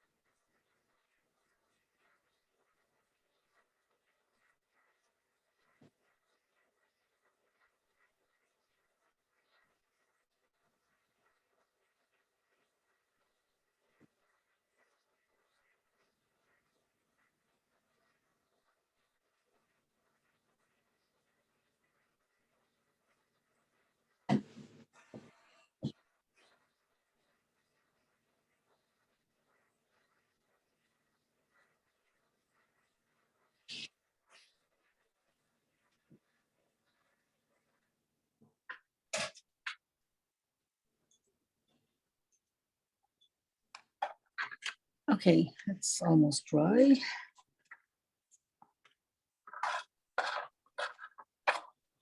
Now it's time to do more details and define our flowers negatively and positively. First, I start with the flowers itself. It means I'm going work on flower positively, let's say. I need to add that very darkest dark. And as you saw, we gradually, we are going gradually towards the, toward making the painting darker and darker. They start from the lightest color, and then the last thing is adding the darkest color. So let's get started with a few details. Again, I start from the center. Obviously, I need to wet brush because the paper is dry now. Again, I can wet it partially, the place that I want work on it, I will show you, or we can do it with using wet and dry technique. Okay, let's start with the center.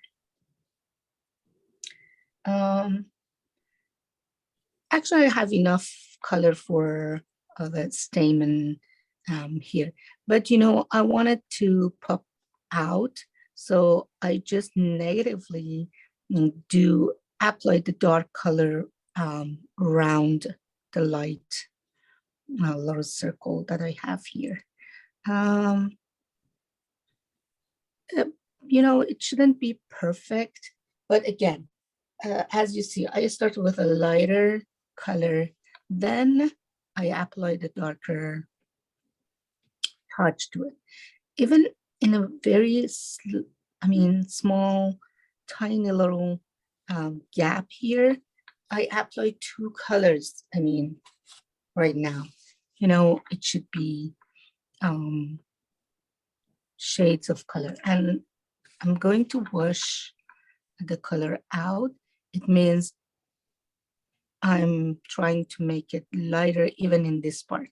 So you can see we start from light and then add dark value and then wash it out.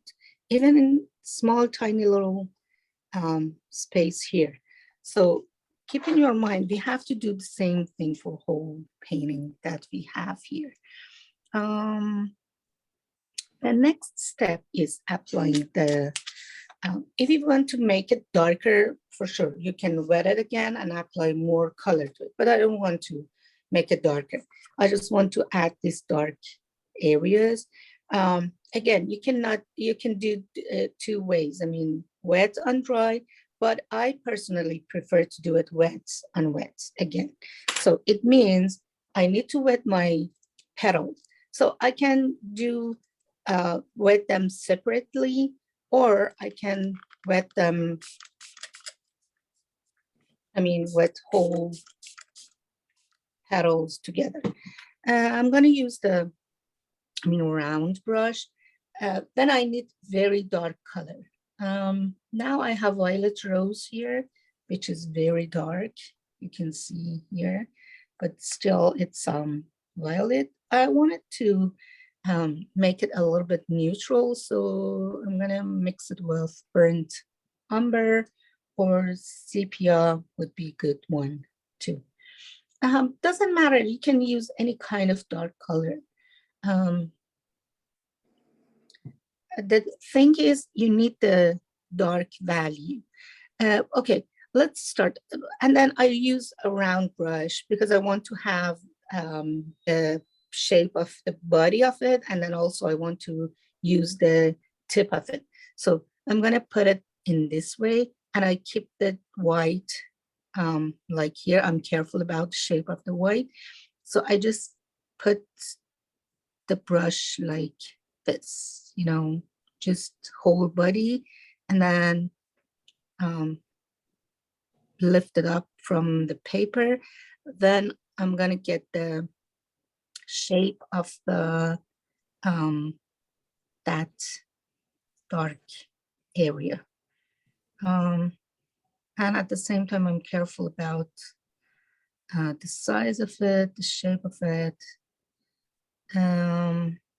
Like this. Again, I'm going to do it with the opposite side. You can tilt the paper to get better access to it. The same thing happened here, but slightly different shapes. But I push my brush like this.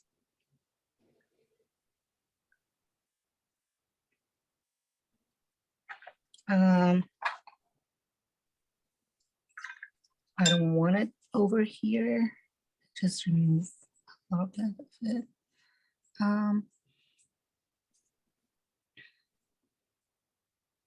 And also I'm going to spread it out in a way that I shape the big petal as well. And of course, I'm gonna wash it out. I don't want it to be very dark in this part. With clean water, just wash it out. And also tiny little lines. When it's still wet, you can do it. I mean, actually you can, with clean water, you can just do the same thing that we did for flowers. It means you will get the light lines and dark lines at the same time. Again, for this left side, same thing.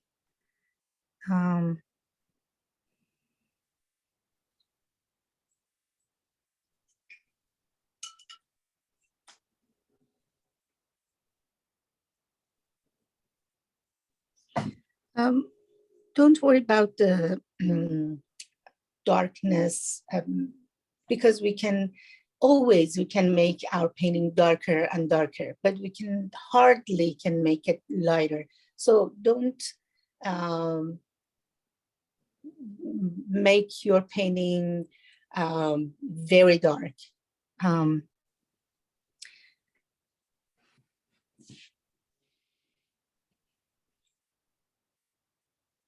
Give you time to look at the general shape, and then for sure you can go back to do more details.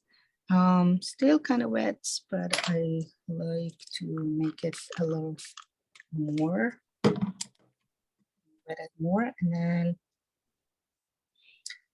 the same thing I did for these two parts, I'm going to do for the center. Again, you know, negatively, you can keep the shapes of those light lines, or if I can call them stamen. Here, negatively, keep them lighter. But remember, you need to keep the direction correctly. They are like sun rays. They go in, they have certain shapes, you know, so keep them negatively. So when I'm done with it, I just continue the shape, and I also know it has its own shape as well. So when I'm done with it, okay, now it's time to make it darker. Let's make it darker. Apply the dark value to it.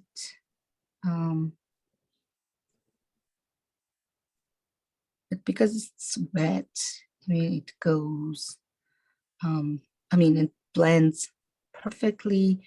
But, you know, it doesn't matter if it doesn't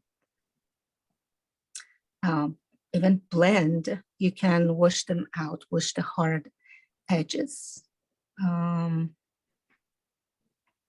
Now I have the shape of it, so it's time to do a few lines out of it. You know, just grab the color, make the tiny little lines here and there. Don't overdo it.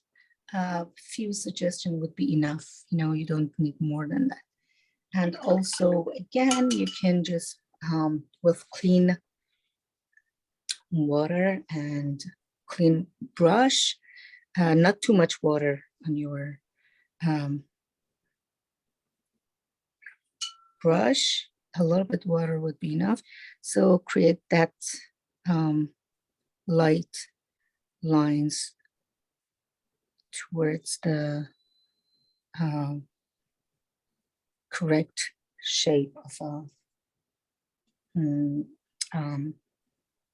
this dark side of it.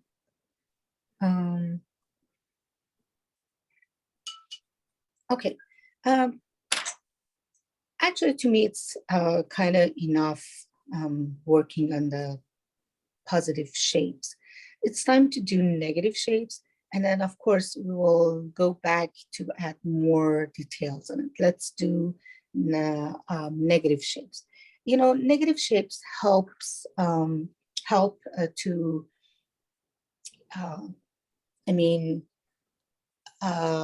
correct our composition, the shape of the flower.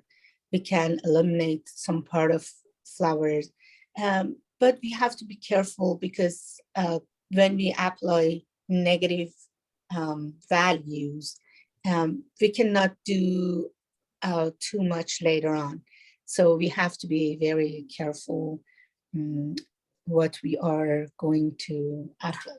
I told you, because the flower has color, enough color, it means we need lighter background. But, you know, again, some people like very dark background. Then I will let you know how you can make even dark background for this particular one. But for me, I like it to be very light background. And so I use negative painting, but I'm using the same value, you know, that I have in my flower. I don't make it very dark. So I can use leftover that I have on my palette, just mix them, and for sure I will get the perfect color for the background, because at the end of the day, we have to have the whole color that we used for the shape in background. So it's a perfect way that you just mix leftover the color that you use for your flower and then use it here. Another thing that I want to tell you is when you have flower, you need to have dented, which means you have to have, I mean, it's a kind of shapes and space, you know, shape and space. You need to mix shape and space as well. Let me just clarify the concept of it over here. We may have a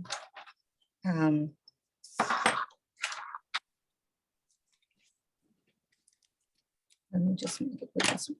Okay, we may have a shape like flower that we have here, for example. Okay, we have the shape like this. Look at the outline that we have here. But it's a kind of shape. But imagine when we have, actually we have the shape and space around. So imagine if we have more connection between space and shapes, what happened? Sometimes it's good to have the dent space like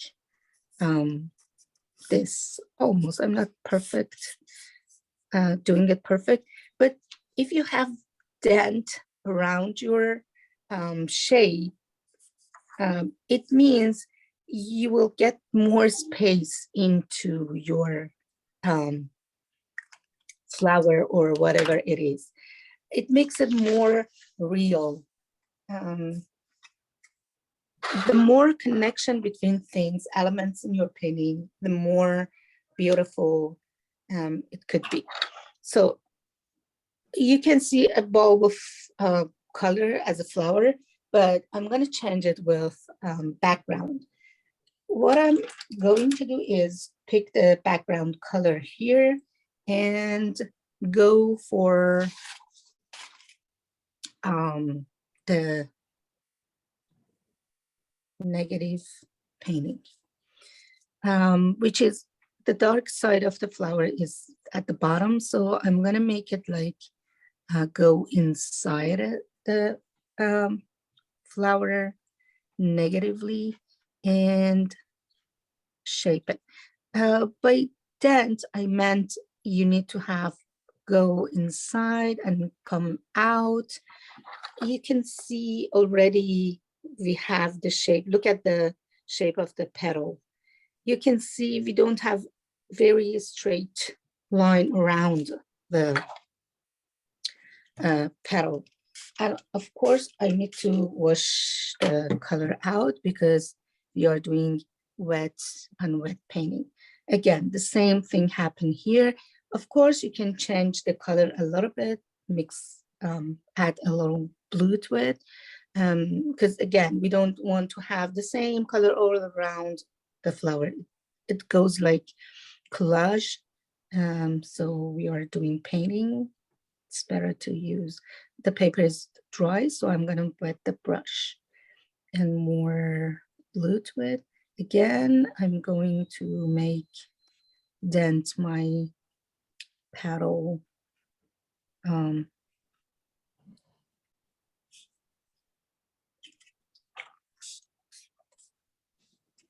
I'm done with it, okay, again, I don't want to have the solid one color background. So it's okay to add few, the same color that you used here to the background. But in this case, I'm not going to make it very dark because I like background to be light. In this case, you know, I just apply the light color. And also, I just keep one part of my flower out of the focal point, so I want it to be vanish in the background. So let's try to make this part a little dental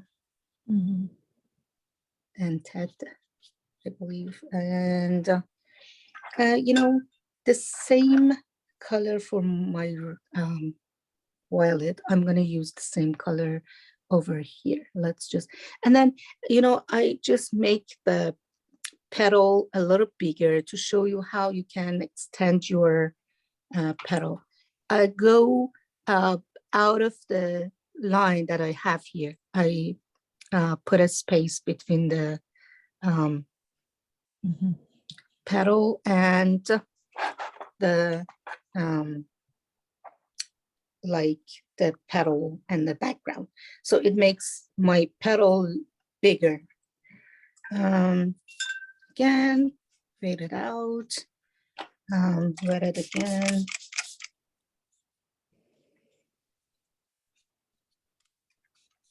This part is going to go to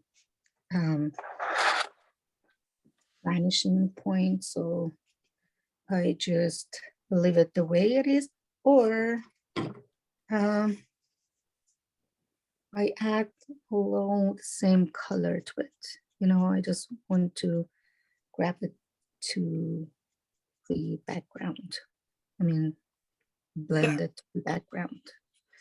And do you remember I told you you can have a little bit of background into the flower? So I grab the color towards the flower, let it blend to the whole flower here. I'm gonna fix this part because I don't like it. So I want to make it smaller. In this part, we make it bigger, but in this part, I'm trying to make it smaller. So the same color using here. And you know, we talked about dots and lines. Now it's time, because the paper is wet enough, it's time to add few lines and dots to create movement in our painting. We don't want it to be like with no movement in background. So I'm trying to add few dots, lines, things all around. They shouldn't have certain shape. And again, make some part of the leaves darker. We don't want to have the same green all over the painting. And yeah, let's expand it over here a little bit more. And you can have the angled little bud here. It's just a shape, you know, it's not perfect, perfect thing, perfect bud, but it's kind of shape of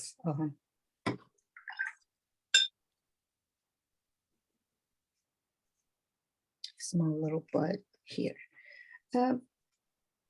And of course, because it's out of our focal point, you don't need to do more than this on this part.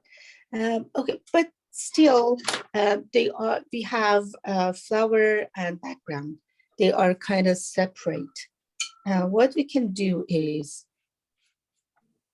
wash the color, use the color of the background a little bit inside the petal. You know, it could be the shadow of something, but the most important role is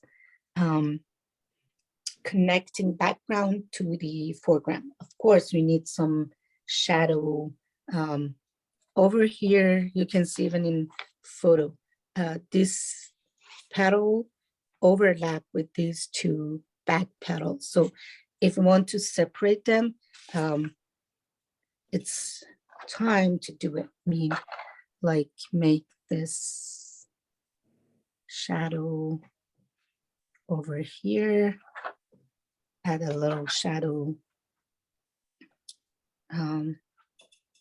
over here.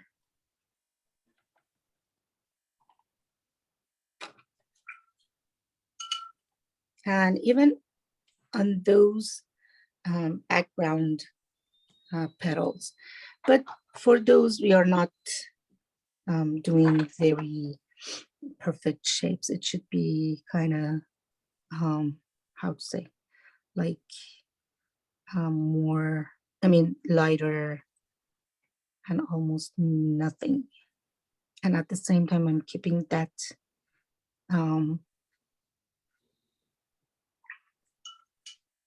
light area and wash it out. Not more than this, you know. Then actually it's a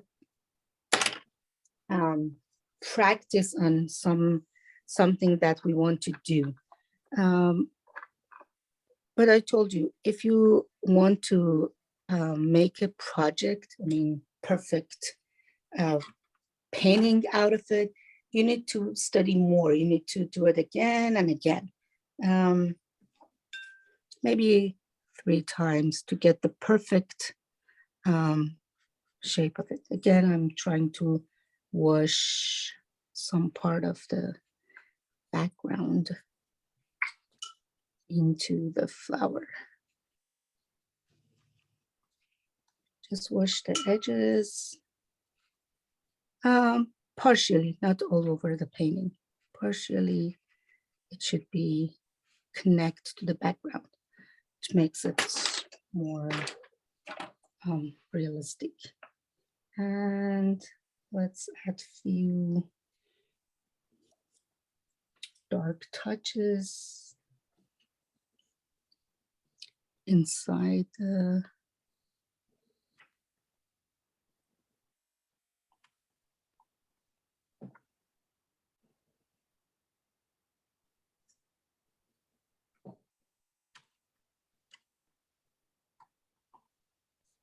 and wash them out.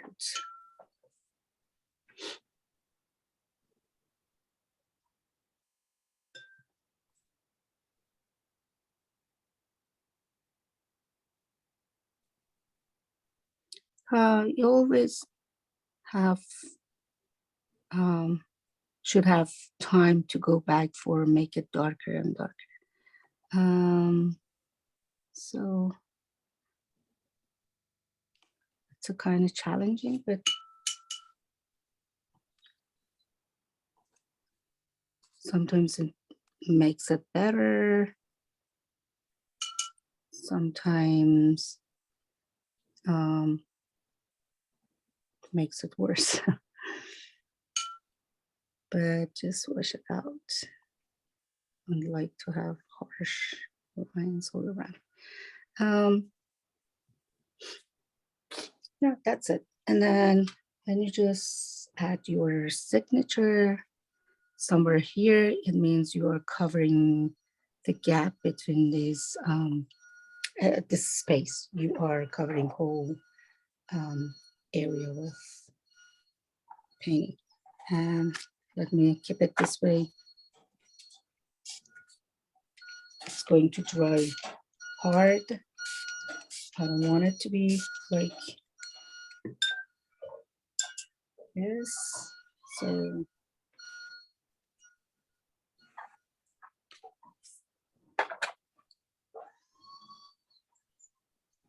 maybe a little darker.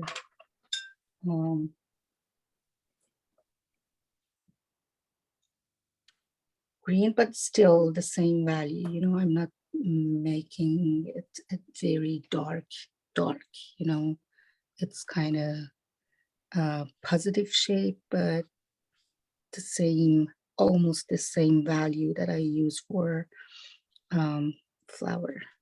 Some movement in our painting.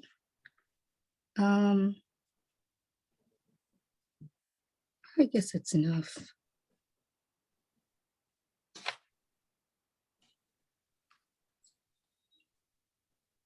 More.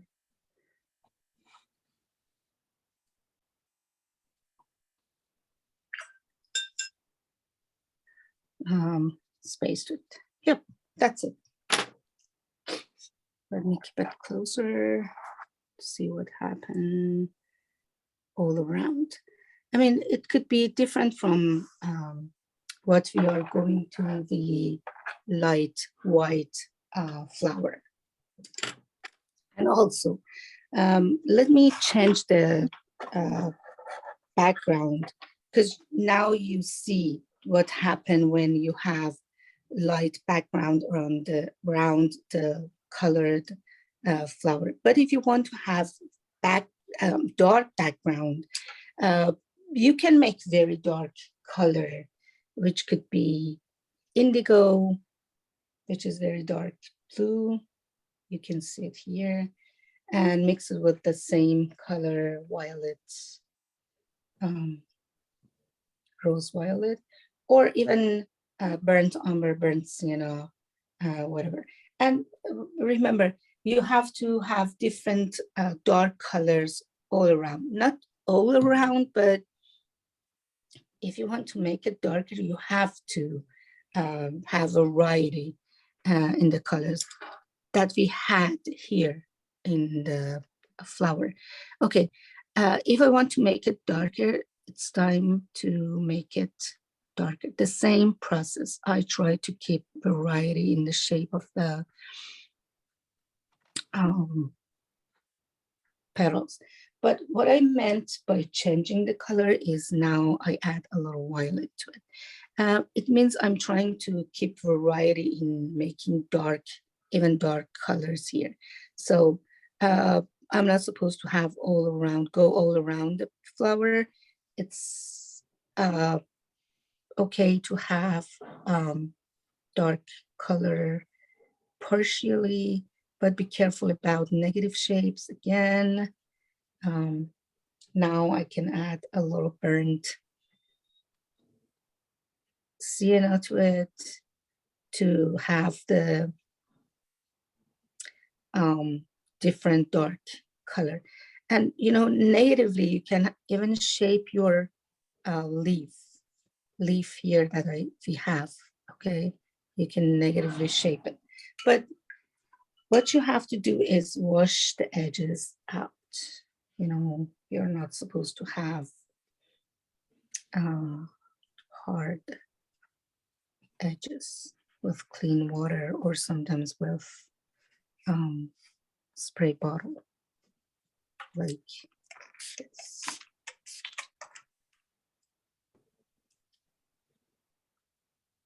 This is when you make your background darker. And of course, you need to have a little bit of this color, but lighter version of it somewhere around here. Let's make this part.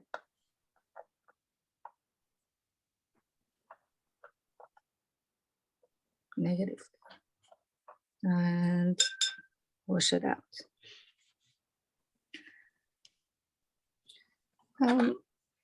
Sometimes applying the dark value in different consistency help a lot. Actually, you have to do it.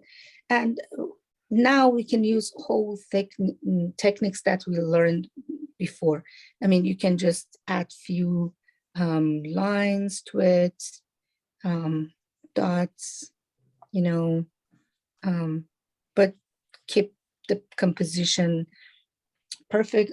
Also, you can use salt, put a lot of salt too, especially in dark areas. It's going to be make great texture. A little bit here, maybe. And also you can use lifting up technique for having lighter lines, or with scratching,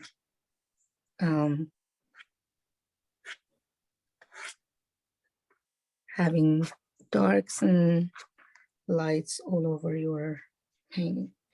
And then you will get the whole thing, you know, the movement. Many things happened here, but nobody can say, what is it? Nobody can say, okay, we have another flower, light flower here. We can, a lot of leaves over here. Nobody can say certain things about it, but you can say many things happen in this single flower and background in this painting. Am I right? Yes. Okay, good. Okay, let me know if you have any questions or concerns, or okay, go ahead. Unmute yourself and then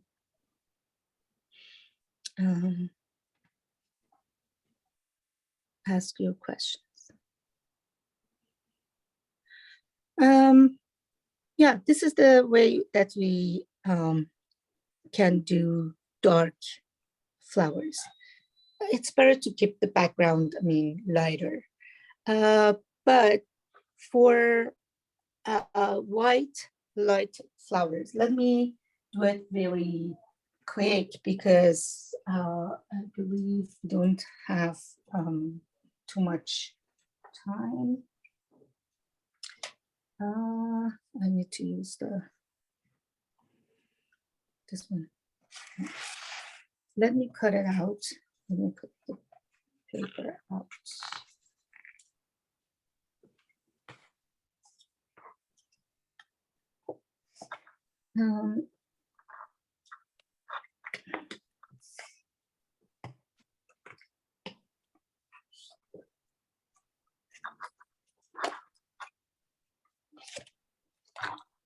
It's hard to take it off.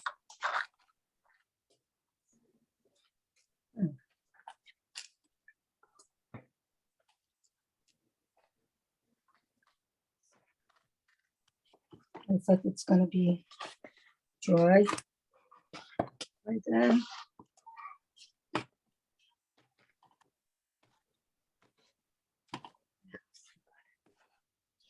Okay, let it dry and then I will show you the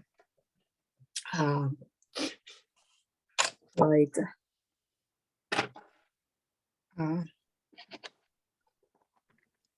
and then remove the tape and then see what we will have for dark one.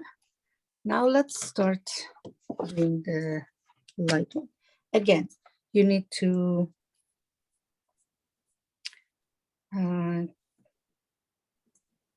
tape it. Actually, for I tape it, I don't stretch it, because if I want to stretch the paper, I need to stretch it on a board, you know, but I just do use tape for having border, like a mat around the painting.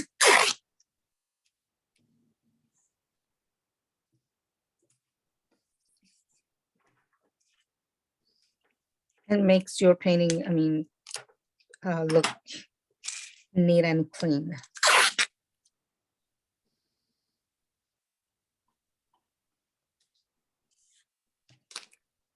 And you know, most of the time it's better to have a composition, you know, one single flower, not always could be a perfect choice, you know, you need to add a few things, even I mean, in that one that I had one single violet, I add a little bud in background. It helps to have movement and variety in your painting, and also it gives the depth, perfect depth in your painting as well. Let's use this.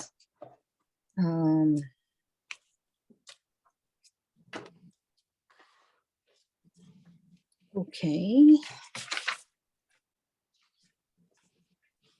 Having white light flowers, they need to have dark background. And also the fact about white flowers is they are not white, they have a lot of colors in them. Actually, you can see, comparing to whiteness of the paper, you can see there are lots of color in it. I mean, actually, this one is totally different from this one, because we have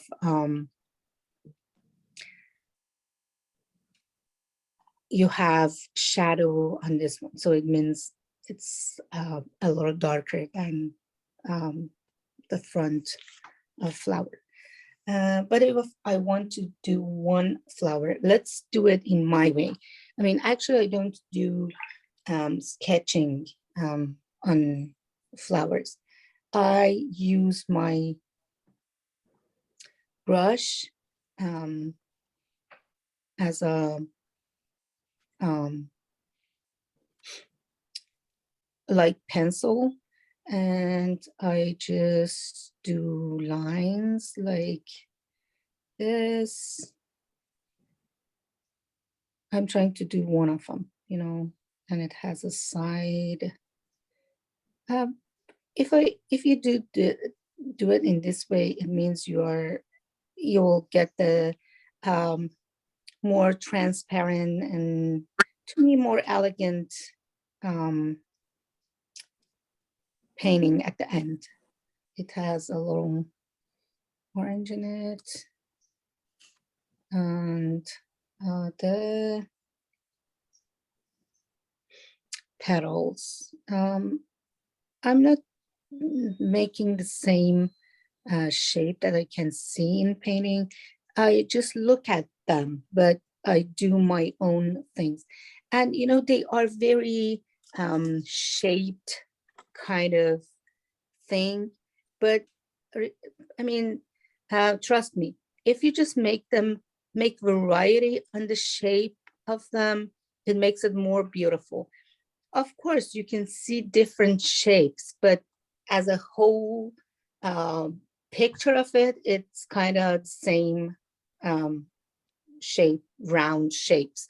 But just keep variety in them, and broken line. Go with your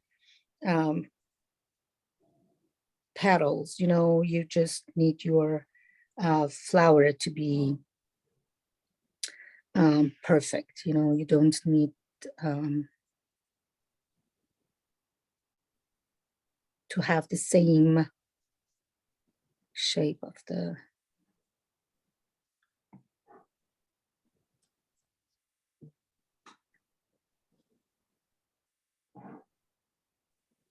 Okay, when I'm done with it, I have my petals, the center of the flower, everything. I mean, and I'm gonna add the background later, or I can start with background. Both works perfectly. But remember, now I prefer to do flower first and then add background and then go back to flower to make some adjustment. Let's wet the paper.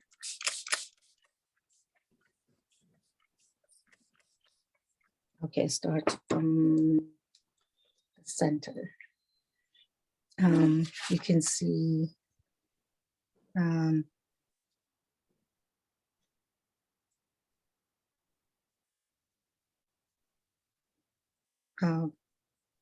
yellow, lightest color. We start with lightest color, and also you can see this part is lighter than inside of the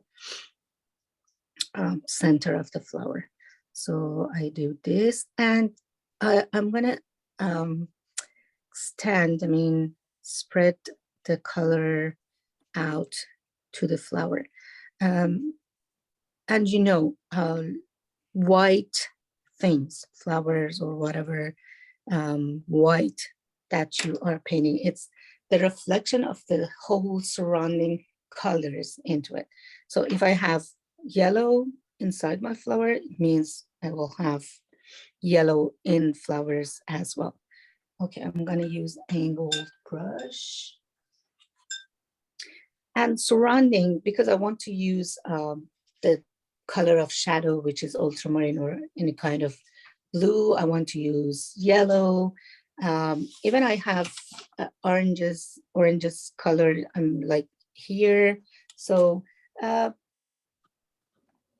gonna use the same color. Let me just add, when it's still wet, I'm gonna add those orange things here. And a touch of orange onto the petals.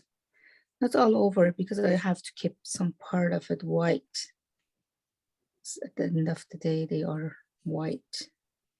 The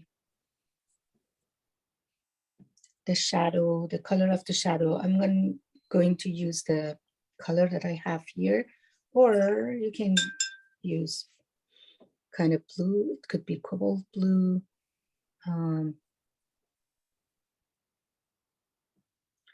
Which is the shadowy color. We will talk about shadows and the color that we have to use for shadows later. But now cobalt would be a good one. I mean, again, from outside to in sometimes, from in to out. You hardly can believe this flower is turning to white flower, but it will be changed to white flower. Okay, let me add a little dark color to define the center of the flower, because it's still wet. I'm going to continue. I'm going to spread it out.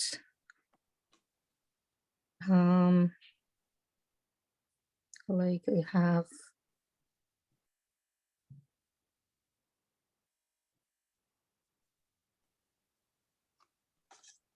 here.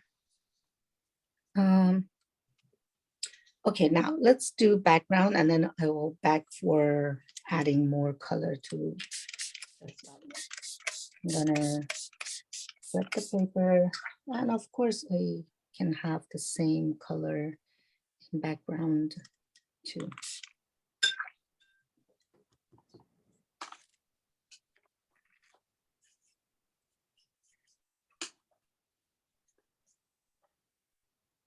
A little bit orange here and there. Fade them out. Okay, and I told you we need very dark background because we want to have a perfect white flower.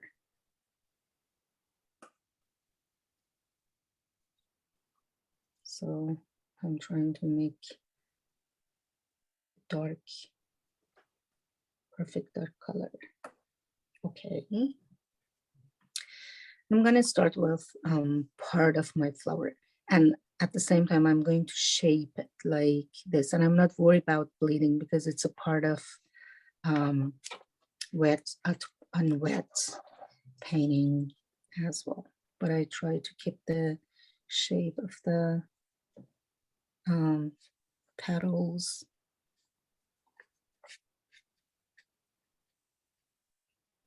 Broken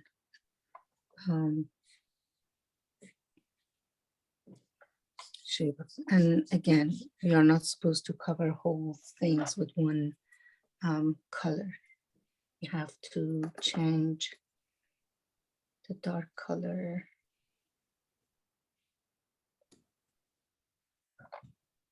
I'm going to use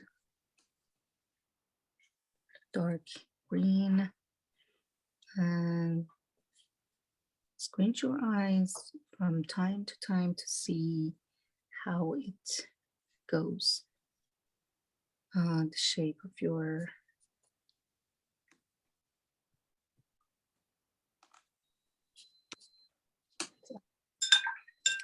I'm gonna spread it out. And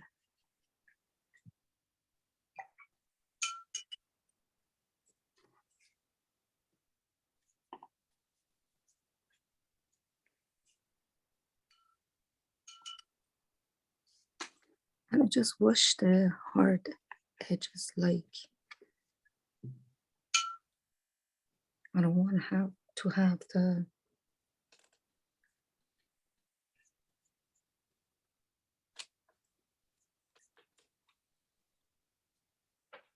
hard edges all around.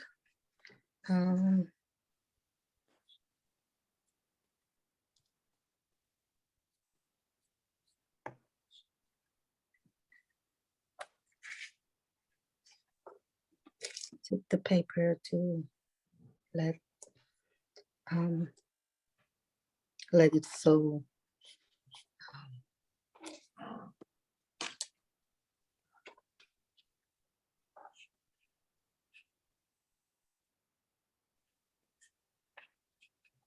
And again, I just wash it up. And remember, everything you have in background, you need to have variety. So apply color in different directions, and also use the tip of the brush for adding few dots, lines all over the painting. It creates kind of variety shapes that make your background even better. And then let it dry, and then we go back for some adjustment. One of them could happen right now for the center. I dry my brush because I have wet paper. Again, the same color. I use the same color. They are like orange, and I'm going to show the orange if I use the darker value to it. So let me just make the center darker. It's going to be like this. And also in center, we have a dark value around those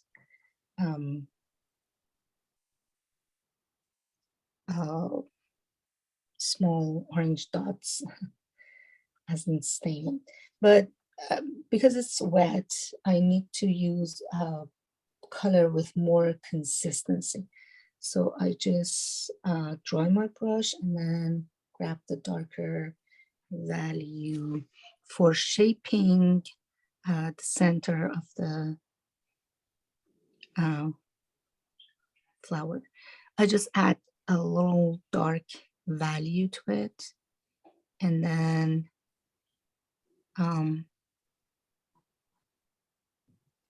wash it out. I'm trying to shape those little orange things inside negatively.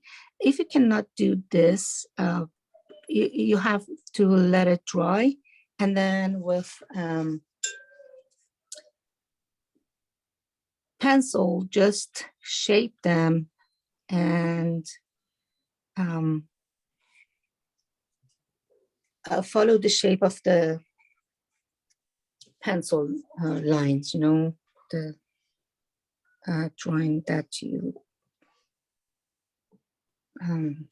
add to it. And then of course I'm gonna spread it out with the same yellow that I applied for it in first place, but I'm going to do it like the way that it goes, like the same direction. It's too wet now. Let it dry and then we work on it when it dries completely. Let's put it aside and look at this one that we have. Still wet. No, still wet. Okay, let it dry. I can dry this one with hair dryer, but if you just let it dry by itself, it's better option. But I mean, I think it's clear enough that you use dark background to get the white flower. And you saw I applied a lot of color on the white flower, but still when I did background very dark, I got the white flower even whiter, you know. As you see here, I mean, there are shadows, colors in white areas, but because it has a dark, very dark background, they popped out. Another thing that I wanted to show you is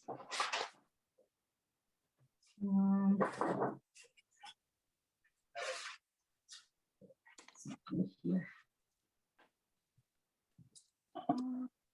Yeah. Oh, I wanted to show you this one because I promised to show you yesterday. Do you remember we had plastic wrap, and you asked me about how you can avoid from having the texture on the leaves. And I told you it doesn't matter even if you have the texture on your leaves, it could be part of your painting. So this is another version that I did. I have the same texture on leaves too. I mean, so doesn't matter if you just have them on the leaves. It's a kind of texture that you will have on whole things on your paper. Another thing that I wanted to show you is this fact that you shouldn't have perfect shape of a flower. There's no certain shapes here, but you can say, okay, these are flowers over here. And also we have focal point, which is more in detail, and we have the rest are not something specific. They don't have any specific shapes. They are just colors that mixed with background. And shadows, which is another story.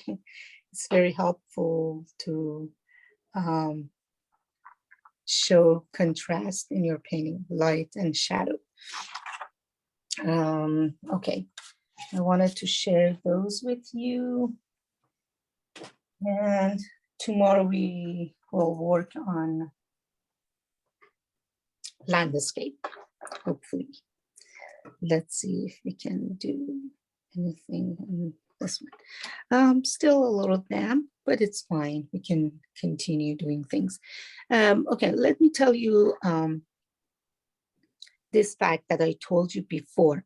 Whatever we have in flower, we need to have in background too. As you see, we have the same color all around. And of course, whatever we have in background, we need to have in flowers or whatever we are doing as well. So it means the same dark color that I made here, I have to apply in some part of my flower as well. So I'm gonna, oh, it's a problem. I'm gonna add this in the darkest place that I can see. If you squint your eyes, you can see very dark side of the flower over here.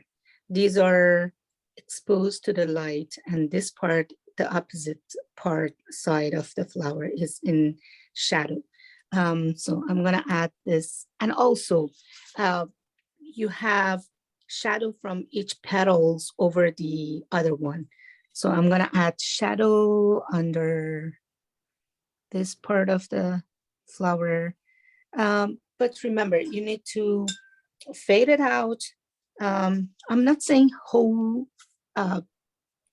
all the strokes that you apply as shadow needs to be faded out. But some part of it should be fade out. And also, as you see, I'm shaping it negatively. So it means I'm doing two things, adding shadow and also adding the, adjusting the shape of the center of my flower. Again, it's kind of damp. It's better to let it dry and apply the color. So I just make the dark color over here because, again, I told you this part is exposed to the light, and this part, the opposite side, is in the shadow. What is it? Is there any question? Oh, no.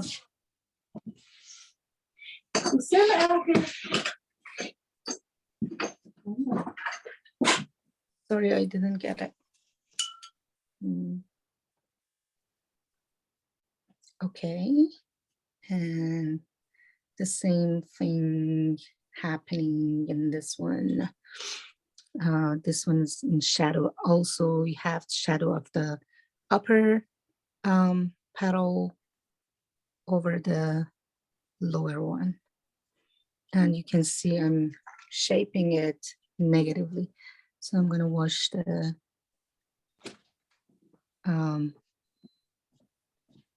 shadow.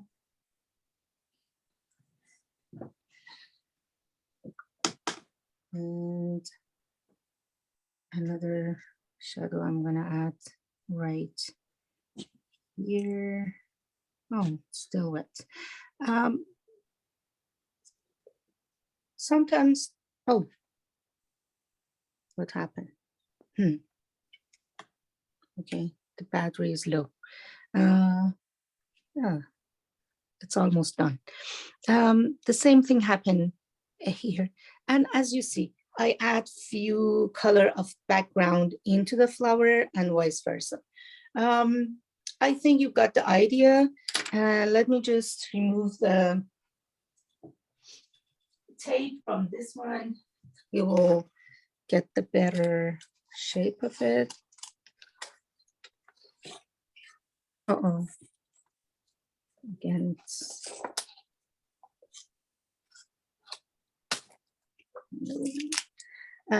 so you will get the perfect shape of the flower here.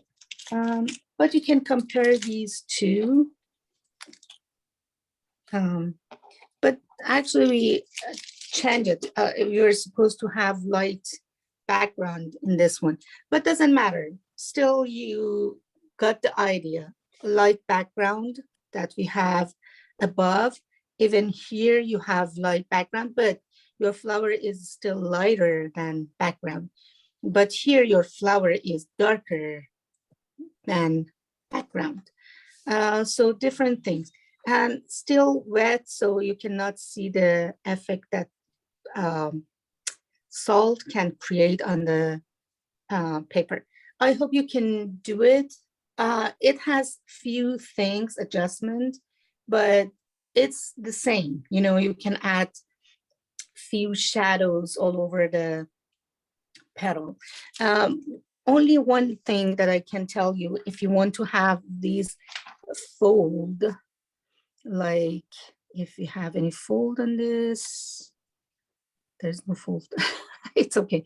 If you have any, I mean, a kind of fold in one of the petals, you can create it like this. Let me just make it very fast because my battery is going to die. Just shape the fold. Okay, I want to have a fold like here, for example. And then I have to create the shadow of it. And of course, I need to wash this dark color, which is not very dark. Wash it out like this. And yes, if you want to have more, I mean, folded shape, you need to wash it completely. Very, I mean, a folded one. Okay, now when it's still wet, you can add a little darker value to it, but you have to apply that darker value when it's still wet. Then you will get the folded shape of the petal. You can do in any of those petals all around. And you know, you have to appreciate these white areas that happen spontaneously. We didn't have any intention to create those lights, but they happen. And I'm really happy that they happen because they are very cute. I love those white spots that I have around my painting, which makes it more beautiful. Okay, done. If you have any questions, comments, let me know. I'm gonna send photo to you. And also I forgot to send 2 other photos. I will send them too from yesterday. It was masking fluid and masking tape. I'm gonna send them too. Okay, go ahead.